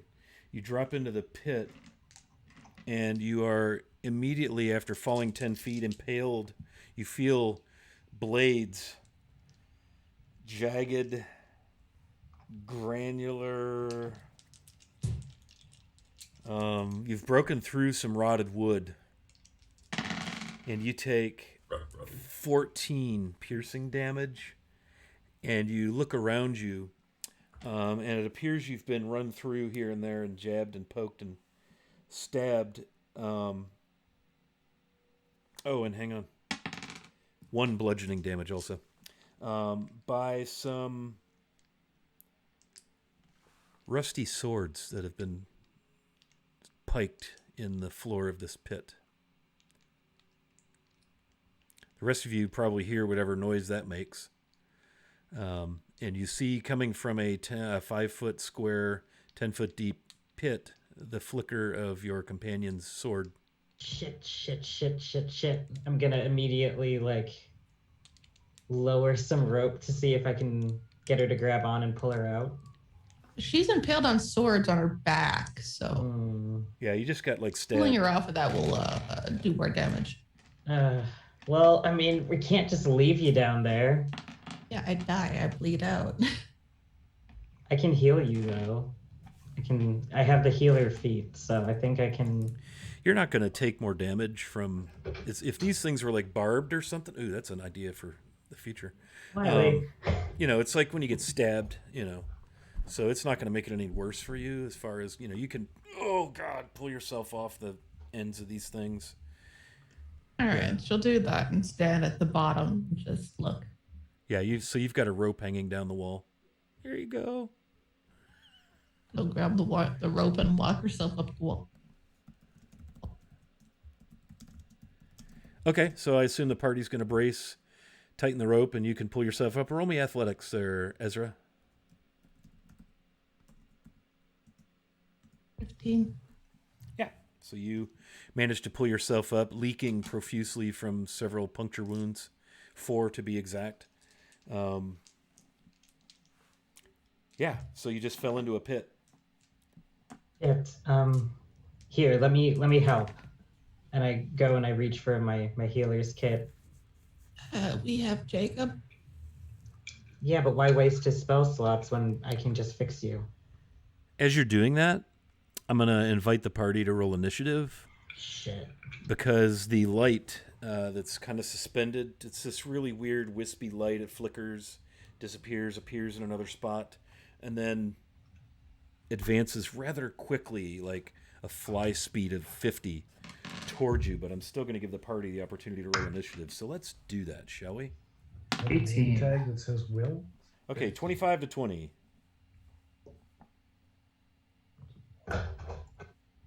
Nobody? Okay. 20 to 15. 18. 16 for Jacob. Vonful. Ezra. Jacob had 16. What'd you have, Ezra? 17. Ethan got an 18. Ethan got an 18? Yep. Yeah, Vonfold 18, Dex 17. Tanner got 15. Not sure if it helps, but my bow does prevent any of us from being surprised. Gotcha. Yeah, your bow, as soon as that light source started coming at you, it began to hum and vibrate as it does, alerting you to the presence of something rather hostile, perhaps. See, Jacob, you had 16, right? Yep. Tanner had 15. How'd you do, Noel? 11. Bonfelt, Ethan. Who am I missing? Oh, Ezra, you had 18. 17. 17, that's right. Lewis. Okay. Von Felt, you are up. This thing is coming at you. Yep. All right. So, yeah, I'll take a shot at it. Okay. It's about 10 feet away from you. It's across the pit. The pit is about 5 by 5. And it's about 5 feet beyond that as it's coming to you as you make your shot. And it's, it's kind of flittering and blinking in and out. And 22. that'll hit. All right. Damage. 8 damage. 8 damage. Okay. What weapon are you using? Bow and arrow? Is that magical by any chance? Technically, yes. I don't know if that counts as like a +1 or anything like that. It's my longbow of warning. That's magical. Okay. So 8 damage. Okay, very good. Yeah, so you I don't know how to describe when you damage an illumination, but you can tell, it jerks away in some kind of adverse reaction to the arrow passing through it. Oh, do I get 2 attacks level 5? You're a fighter, aren't you? Yes, you do. Cool. All right, let's do one of those. Cool, man. Bring it. 13. That will miss. Okay. Okay. And just again, for reference, we retrieve ammunition at a 50% success rate, should you choose to try to do so. Sure. Okay. After Von Feld is Ethan, what would you like to do? I think I'm gonna cast a ray of frost at it. Okay. Is that like a 5 foot wide? Let me look. That's a good question. A frigid beam, 60 feet. I think it's. I don't think so. I think it's a. It doesn't say that. Okay. Then if it was, it would say that. Okay. It's just Go a ahead. beam of light. Very good. Frosty beam of frostiness.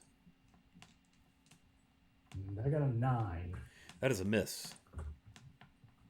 That's all I got. Okay. First in line is Null. So you're really the only thing that it can attack, Null. So it's coming at you.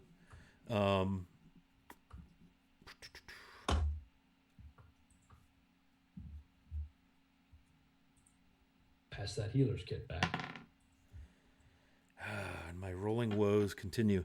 It moves through you.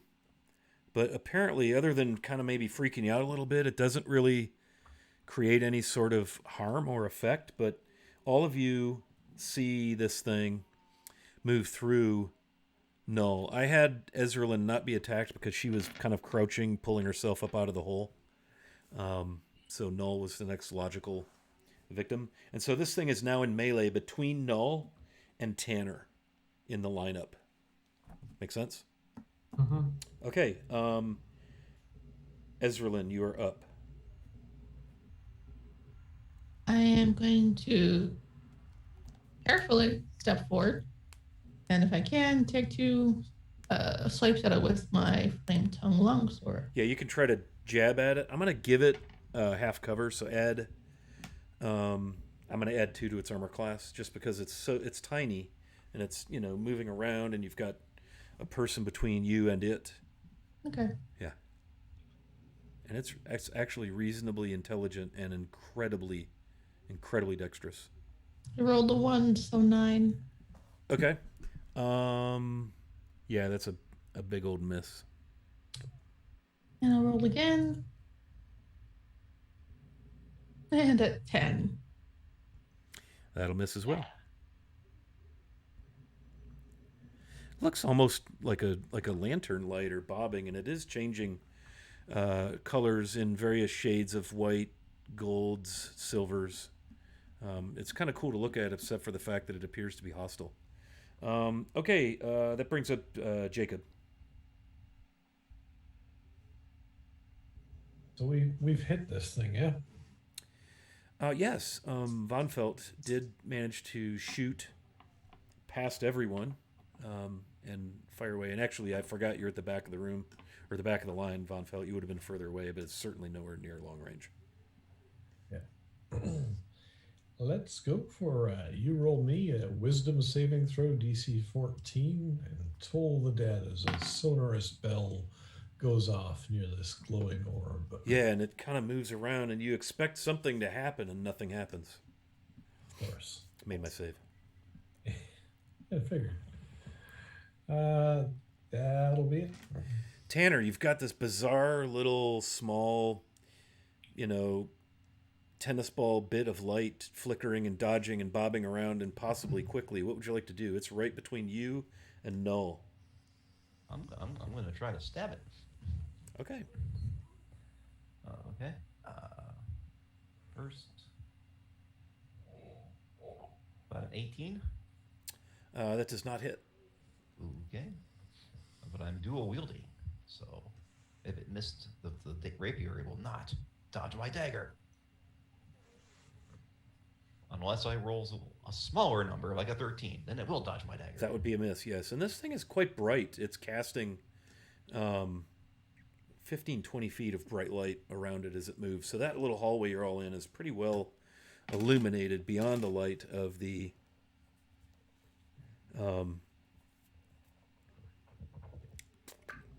torch, the flaming sword.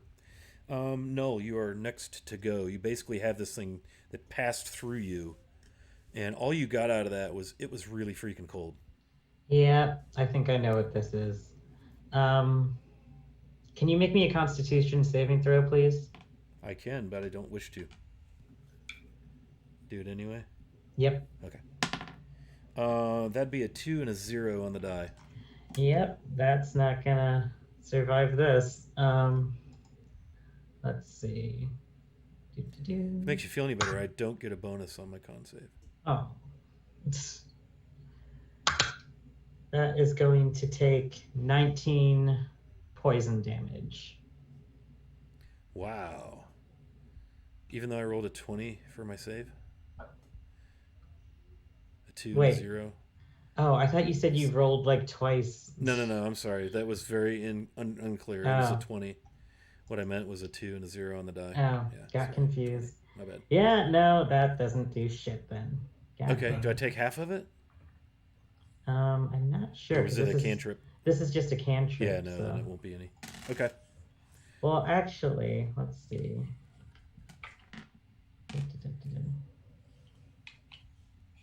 It's the cantrip of wishful thinking. Yeah, no, I can't do anything else. Okay. Von Felt, this thing is between Tanner and Null. It's going to be a dangerous arrow shot. Like, for starters, it's got half cover, so it's going to have a armor class is going to be higher by 2 because you've got people between you and it, and it's so dexterous and frantically moving about. Yeah. Sharpshooter, do with my eyes closed. All right, let's give it a shot. Okay. 20 total. Misses. Even though I got sharpshooter. Yeah, I mean it's a numbers thing, and you just Gotcha. missed its AC. Yeah. Okay. Second shot. Another 20. I hate it when 20s miss. God, it Yeah. We pisses do me have off. we do have +2s. Just You do have +2s. Oh, and if I'm you gonna use did, one. You Nah, can use too one, late. and that'll get you there. Yeah, okay, I'll use one. Good job, Dave. Yeah, thank you. You're down to 3 +2s left. 3 +2s to D20, and I'll share with chat how those work. That'll be 9 damage to me. 9? Okay. It's dimmer, it's flickery, but it's still light. Ethan, you're next in line. Well, I am going to cast. I'm going to cast Mind Spike. And it needs to make me a wisdom save, but I'm going to use one of my portent rolls and give it an 11 for its save. My DC is 15. Okay, good. So it gets whatever bonus it gets. So it still gets its bonus. And your DC was how much? 15. Okay. You fail. He failed. It failed. Ooh, I thought it was They gonna be failed. close. It was close, but yeah. All right, so it will take crappy damage. God, my rolls suck so bad. It takes 7 points of damage, Okay. and now I know where it is. The flicker goes out. All right. Thank God. And there you all stand, illuminated by Ezralin's flame tongue greatsword in this 5-foot wide tunnel. You have in front of you the open pit with all the nasty looking rusty swords in the bottom. And beyond that, it appears to be a chamber. Our sword isn't down there. I'm sure Ezra would have told us if she had seen it. The only thing that was down there, Ezra, were the swords that you were impaled upon and some other swords. They didn't all get you.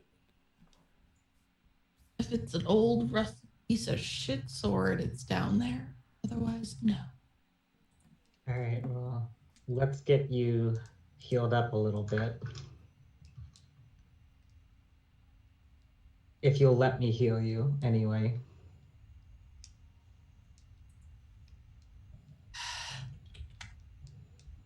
You grab up any arrows I can find. You could find one. I think you fired 2 of them, correct? No, you fired 4. 4. So you can find 2. Thanks. So Yep. You get 10 points of healing. It's pretty spiffy. Mm-hmm. So I'm just going to be bandaging and kind of plugging up the holes with various gauze and such. And we're just kind of just looking at Jacob from over Noel's shoulder, just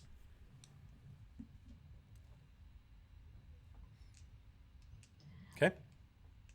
What would you like to do? I'm gonna say I may have trained as a necromancer, but they also trained me as a healer in my family, so don't see Ezra's face. I'm just making commentary as I'm plugging you up. All right, let's get going into that room. Mind the jagged spike pit. Now that we know that the pit's there, can we cross it? It's a 5-foot pit, and as long as everyone has at least a strength of 5 and makes a 10-foot run, you can jump over it. All right. Anybody needs help in a toss, Ezra will help. Nobody tosses a halfling. Nobody tosses a dwarf. I think Easton might need to get thrown. Okay, so you enter a chamber, a room. The wall that the door is in the center. It's not a door, but doorway is in the center of a wall, which would be the north wall of this chamber, which is 25 feet across. And then once you get in 5 feet, the eastern wall gets 10 feet closer, and then you go 5 more feet, and the wall gets 5 feet closer, and the last section of the room is only 5 feet wide and about 10 feet deep. So it's a really kind of a strange looking room. Mm-hmm. There looks like there's a little tunnel off of the north wall all the way in that 5 foot wide, wing of the room. A small tunnel about the size of the stairwell you came down. And what's really interesting is down at the far end of the room are the bones and rotting saddle of what looks like a horse.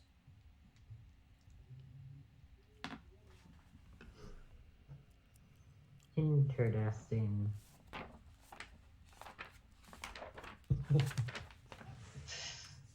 Got enough hit dice to raise a horse? No. I can only, let's see exactly what the spell says. What can I do? I can only animate medium or small humanoid corpses or bones. Which sucks.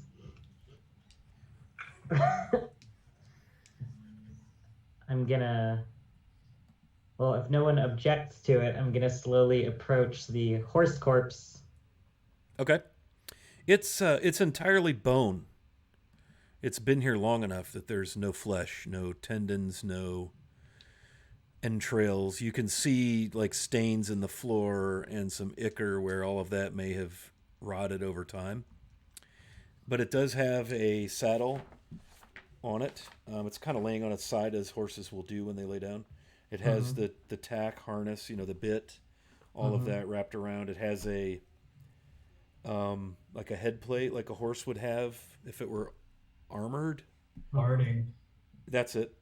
And it's fully intact. Any saddlebags? I was just gonna say, any bags to search? It looks like they're kind of falling apart and rotted and stuff. They're there. They're not big saddlebags. They're like saddle pouches, I guess. I'm gonna check him anyway. Okay. Twinkies the West. As you get over to the horse, much to your... Well, I don't know what your reaction is. You can choose that. But it stands up and rises in front of you. And looks at you. Beat it. Don't beat it. I love it. I'm gonna just casually say like, hello. It stands there kind of like a horse would stand there when greeted with I'm just language. gonna reach out and try to pet it. Yeah, it moves a little bit, kind of in reaction. Like it's just nervous. How about we get you out of here? And I'm gonna reach for like some kind of reins to, if they're still intact. Yeah, they're pretty rough, but they're kind of hanging there and all of that. Like everything is still strapped to it, but it's it wouldn't survive. Like if that thing and you had the rein and it tried to bolt, it would snap that rein no problem. Yeah. If it were like a live horse for instance. I'm gonna try and lead it with me. It follows you. Hey guys, I got us a horse. Mm-hmm. Of course, of course. It's a horse-sized skeleton of a horse. Can we keep it? People will not like that. Can we keep it? Can we keep it? Look how cute it is. I think we can probably get it out. Have something to be our pack mule instead of Ezra. A lot of people don't take well to necromancy in the open. Showing up with an undead horse will not go over well for you. Let's get a sheet and draw some eyes on it. I literally have the tattoo markings that make me look like a skeleton. People know what I'm about. If they have a problem with it, they would have said something already. Okay, let me rephrase that. They'll have an issue with the looming eye, and the looming eye is my concern. But it's just a horse. It's a risen undead thing. It's a horse. Risen undead. How do you know? Zombie. How do you know that the horse would survive on the outside? I don't. Perhaps the magic. Of But this it's not area. attacking us. Right. It seems friendly. I mean, the least we can do is try and get it out of its continued torturous existence of just living in a dungeon. I'm not sure it seems friendly. It seems oblivious. Oh, it responded Yeah. to her. It's as oblivious as you are, and yet we keep you. I'm just getting angry because it's like this poor horse is trapped underground, you guys. We can bring it to the surface, but I'm not saying that we can take it to Fandolin with us or to civilization. Maybe we should ask it if it knows where the sword is. Yeah. Speak with animals work with that thing? Speak with undead might instead of animals. Yeah, it's not an animal.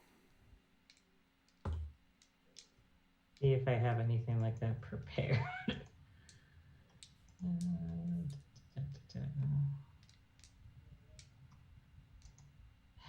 I don't think I even have that as a spell. Good. Perhaps we're better off continuing to explore and then come back for this later. Fine. I let go of the reins and I turn to the horse and I just like pet its little head. I'm just like, you can follow us if you want, but honestly, no one seems to be as big a fan of you as I am. You can just go about your horsey business down here. I'm a fan. I'm trying to come up with a name. It just kind of stands there. You know. All right, I'm gonna try to walk away. Okay. Let's just go, I guess, unless anyone wants to search the room for anything cooler than an undead horse. Don't be sad. It's dying to see you again. I think you should call it Socrates. Yeah, I think we should too. I'm guessing that's an inside joke that we have no idea what's going A on. little bit. A little bit. Yes, I think we should search the I'm rest of gonna- the room. Yeah, I'm gonna look around, see if there's Okay. anything besides this really cool undead horse that no one likes. Okay. Roll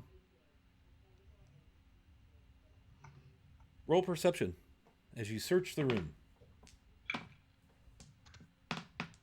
That's gonna be a, let's see, 20. Okay. Again, the same packed earth. Generally smooth, not like polished smooth, just not all jagged and stuff. Like it's been worked and packed and packed and worked. Nothing that you can find any, seams that would indicate a secret opening of any kind. It appears that is all that remains in this room. There's no way out of the room.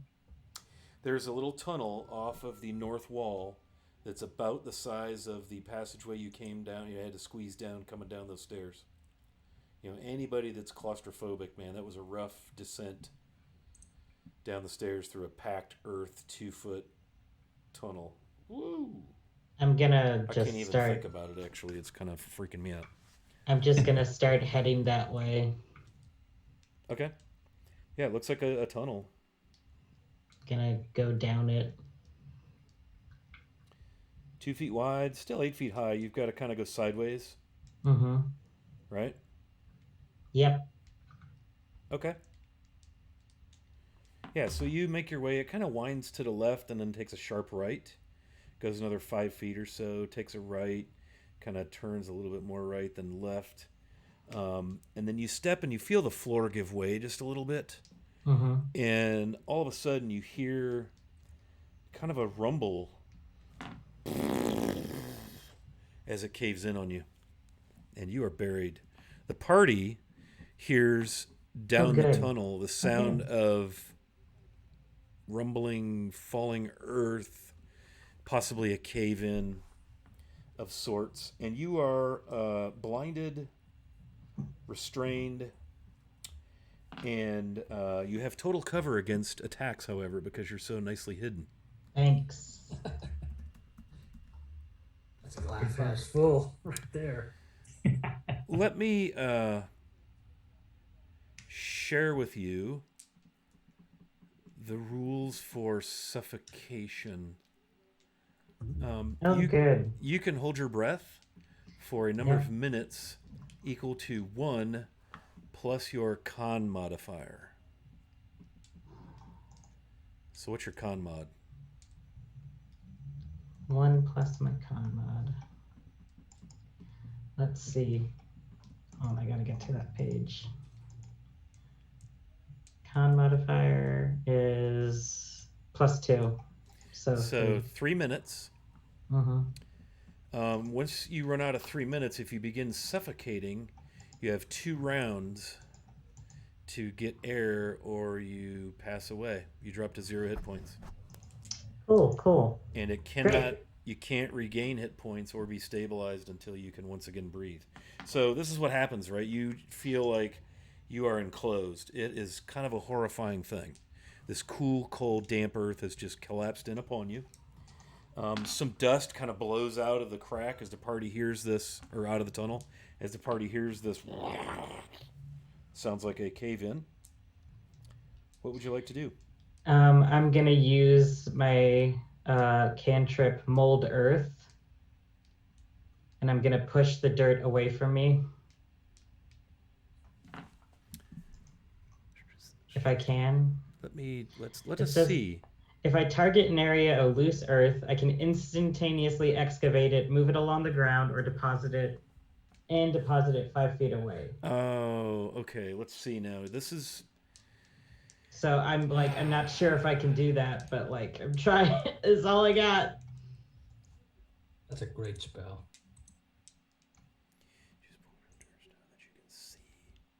Here's the problem: is you're blinded, Hmm. but what is it that is blinding you?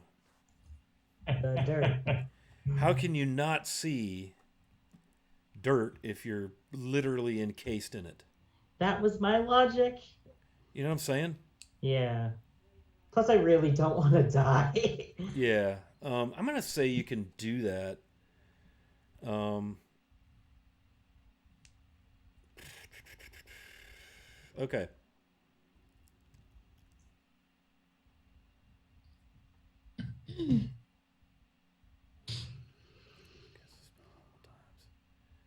So you can you can target an area of loose earth, excavate, move it along the ground, and deposit it up to 5 feet away. So range area 30 feet away and 5 cubic feet. So you can move 5 cubic feet of earth in a direction of your choosing 5 feet from you. So describe in great detail, knowing this about your spell, what you plan to do. And then I will click over to the party. I guess I'm going to just feel the earth around me and just, I don't know if there's space ahead of me. I assume there is. So I'm going to try and push it like forward so that it's just like this wall of dirt moving past me into the room ahead.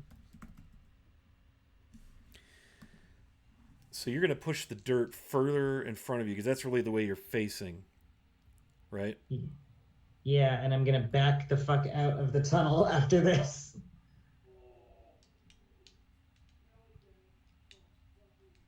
Okay, so you're going to push 5 cubic feet of dirt forward 5 feet in the direction you were moving. Yes. I don't know if this is a good idea or not. The only component or anything for the spell is somatic, which is a gesture. And you are restrained, but restrained only says that your speed becomes 0. So I'm going to say that you can do that. You can make whatever little gesture thing you need to make to cast this spell. So 5 cubic feet of earth is if you think about that, that is 60 inches high, wide, and deep. That's a fair amount of dirt. Which 5 cubic feet of earth most specifically are you moving? The dirt that's furthest away from you, the dirt that's immediately on your face. You don't Probably have any the idea how much you're buried in. I'm gonna go with the dirt that's immediately on my face because, like, I'd rather not be that much encased in dirt. Sure. So from your face, 5 feet deep, high, low, probably centered kind of on your face. Does that sound about right? Yeah. You're not sure how high it is, how much collapsed upon you. So you do this. You feel this dirt begin to loosen around your head, chest, down to your knees, your waist, somewhere mid-thigh. And it moves away from you, and more dirt kind of falls down from above a little bit. Crumbs come in from the side walls. And you're basically buried back up to your midsection, like your breast. Loosely, though, now. It didn't all pack in like when it did when it collapsed. And you've got about 5 feet in front of you, because you can move 5 feet away. So the dirt that was on your face is now 5 feet from you, give or take.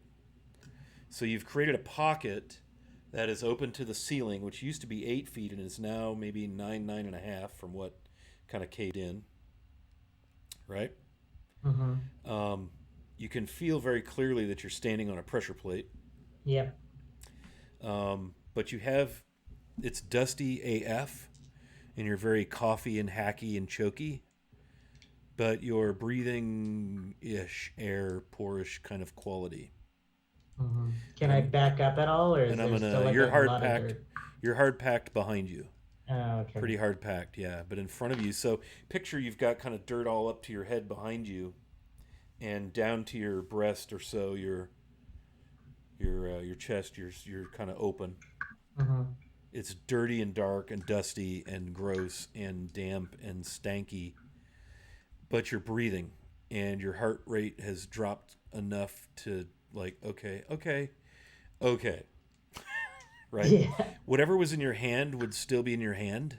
And there you are. I would like to give you inspiration for that. Yay! And I'm going to flip over to the party now. What would the party like to do? You heard the haven, right? You sure did. Guess we'll someone will go down the Yep. hall to see what's going on. Okay. This is most definitely single file situation. And you go, 5, 10, 15. You turn left at 10 feet. You turn right after 5 more feet. 5 more feet, you turn right again. And you run into a pile of dirt that appears to have collapsed, mostly from the walls, but some from the ceiling. There's just a little gap above the dirt pile and the new damaged height of the ceiling. And there's no sign of your friend Null.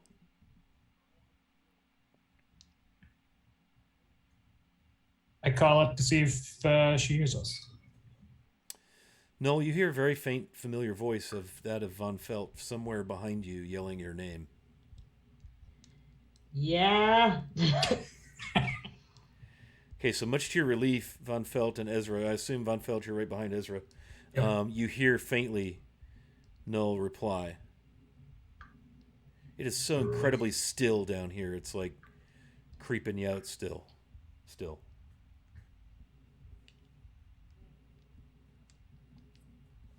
She was the one with the shovel, right? Yeah. The way you just How want to far wait. how far do you think it's collapsed? Do I have anything that would actually give me any kind of estimate? You can stick a sword into the dirt. When you hear Or a, we could put Jacob up in the when you in the hear gap. when you hear a scream, you'll know. Oh, Yeah. Ooh, I actually happen to have a small shovel, okay. so I will pull it out and hand it to Jacob. No, and I will start doing some digging. Okay. Yeah. And you start digging, and Null, you can hear after a little while of silence, you can start to hear things falling behind you and crumbs, and you start to feel a draft coming through the tunnel again of some stank air that's much less unpleasant than the limited amount of air you currently enjoy. And after a bit of time, you remove dirt to the point where you can see the back of Null's head and then her shoulders. And, you know, it's taken you quite a little while of digging, but you manage to get Null to the point where they can start to help themselves. And this whole tunnel is now difficult terrain. Like, it would be passable, but anybody taller than Jacob, and probably even including Jacob, would have to crawl up over the dirt to advance. So there was a pressure plate. I turn and I say, as I'm still like probably waist high in dirt. So we should definitely have somebody checking for traps where we go from now on. Yeah, That would be very I wise. should have sent the fucking horse. Tanner's a rogue, right? Swashbuckler. Close enough. Yeah, you're on point from now on. I just kind of slap him on the shoulder and smile. Okay. Are you going to attempt to go forward once you extricate your friend, or are you going to return and go back out the way you came? My logic is no one would put a pressure plate here if there wasn't something in that direction. And I point towards the wall of dirt. I can try and move more of it, but I don't know how well that's going to work past like 2 times. You have 2 shovels now, should we? Yeah, if you picture the pile, you've moved like the top, third of the pile forward, causing it to lower and tumble down so if you push it, it'll eventually become something you could crawl over. We can do that. Let's push. Push. I'm just going to cast it again and just like really shove. Yeah, so you cast that again, and with your shovel in your hands, you can kind of clear enough stuff forward. And it's rough going. It's difficult terrain once you start to crawl and move over it. Mm-hmm. But you turn hard right and hard left again, and then after 15 feet, the tunnel does come to a chamber. I'm gonna check the opening for traps. Okay. You're back to the packed earth. You finally were able to get over the last of the dirt that you moved forward down the tunnel. By what means will you be checking for traps and where?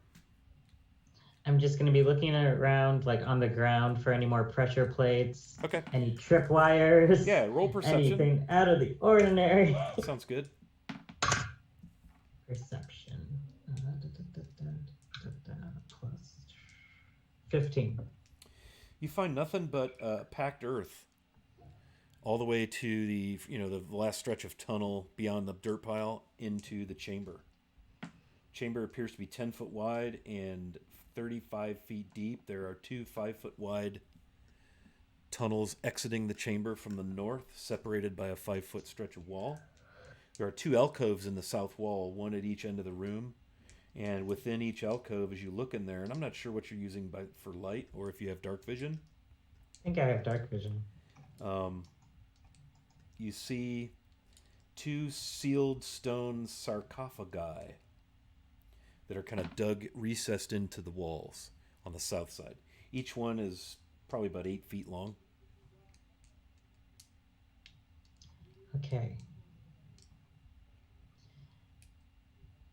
I'm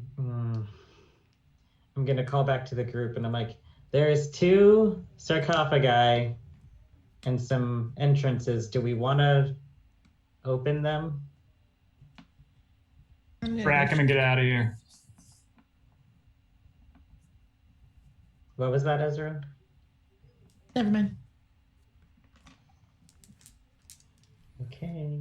I'm gonna like go up to one and just check it for traps. I don't know how I'm doing this. I'm just picturing you kind of looking all around it and searching, So roll me perception. 13. 13. Yeah, looks good. Can I try to open it? You can try to open it. Does it open? Let us see. Does it open? That lid is really freaking heavy. It's like a granite lid. And you feel like you'd have to kind of, pull it towards you so that it would fall onto the ground. Mm-hmm. And the sarcophagus is only about 2 feet shorter than the alcove it's set in. Mm-hmm. So lifting the lid, you could get the lid lifted or pull it towards you. Those are kind of your options. If you lifted it, you'd have to kind of prop it back against the wall. Yeah. I need a strong person. Isn't it customary to write the name of the deceased person on the sarcophagus? You did not see or find any name, indication, symbolism, runes. Could be that a person's not buried in this. It's just a treasure, a good thing, positivity. Could be another horse. It could be. Do it. But Ezra or Van Felt, I need strong arms and a sunny disposition. Yeah, I get that. All right, sure. Okay. Let's see what we got here. And Null, if you want to help Ezra, or Von Felt, you can grant him advantage by doing so. Yep. I give it an extra once over just to double check, see if is it perception or investigation? Whichever is better for you. However you feel best when looking for traps. They're both the same. Well, we had someone gifted in finding traps 20. with us. Someone eager to show his use to us. Yeah. If only we had such a person. Your strength check was a 20 or your investigation? No, the investigation. Yeah, you look around and everything looks really solid, really great, really. All right. Okay. I'm still going to insist Tanner take a look at it. Excuse me, coming through. You're the boss here. A Take a look. 9. I mean, it looks really good to you. Oh, well, it's good. You're good. All right, here we go. Okay, so Null can help, which would grant you advantage on your strength check to lift the lid. 13 and 11. 13, so the best I got. Okay, you are unable to pry the lid open. Ezra will try. Okay. Put her shoulder to it, do the whole thing. Okay, yeah, roll me strength athletics. What is my D&D Beyond? Keep closing. All right. Oh, I didn't use athletics. I might have had a 15. Yeah, no.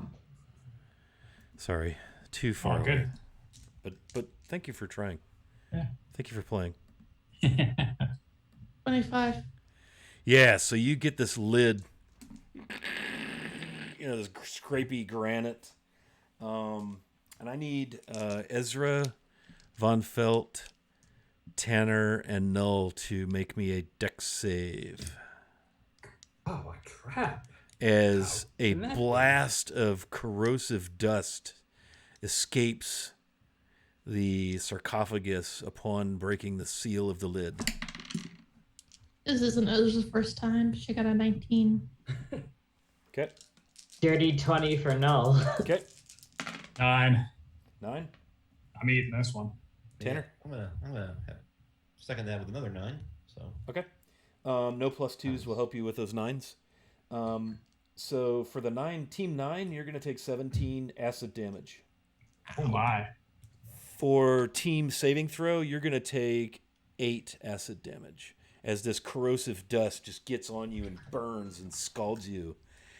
And it's like a 10-foot by 10-foot cloud, so that whole half of the room, and even some of it kind of forces its way up the tunnel, but doesn't impact the wise and careful Ethan, who remains in the tunnel. And with that, we're going to draw our episode to its conclusion for reasons. It's time to go. I think I'm getting tired and stuff. So let's go around the horn real quick and do a quick outro. Let's start ladies first. Ms. Kayla, tell us about whatever you want to tell us. I'm Miss Misery. You can find me on Twitter at Miss_Misery_. And in Wiley's Discord. I'm not really active anywhere else. I'm on any other streamed games. And that's it. Have a good day. All right, Von Felt. I'm Van Felt, Matt, at Dungeon Glitch on Twitter. Nothing to plug. Thank you for watching. Nice. All right, Ethan. I'm Chris, WikiVA on Discord and Twitch. My Twitter handle may be on the stream somewhere. I play stream Dungeons and Dragons Wednesday only. Right here is the only place you can see me, and I have a good time doing it. And Man. glad you joined us. Fun tonight. Yeah. Yeah. Second that emotion. All right, Tanner. all right, I am Carl. I am Carnage on the Discord. I am also here on Wednesday nights, except for when I step out and step back in. And I'm going to study up on checking for traps during the week. And Very good. Nope. Your character sucks at it. Hey, it was inside. That's right. There was no detecting this. Yeah, taking it. Little sass. Last but not least, Giddy on the inside. I love that. Hey guys, I'm Gideon. Gideon on the inside across the internet, and I'm increasingly not liking this barrow.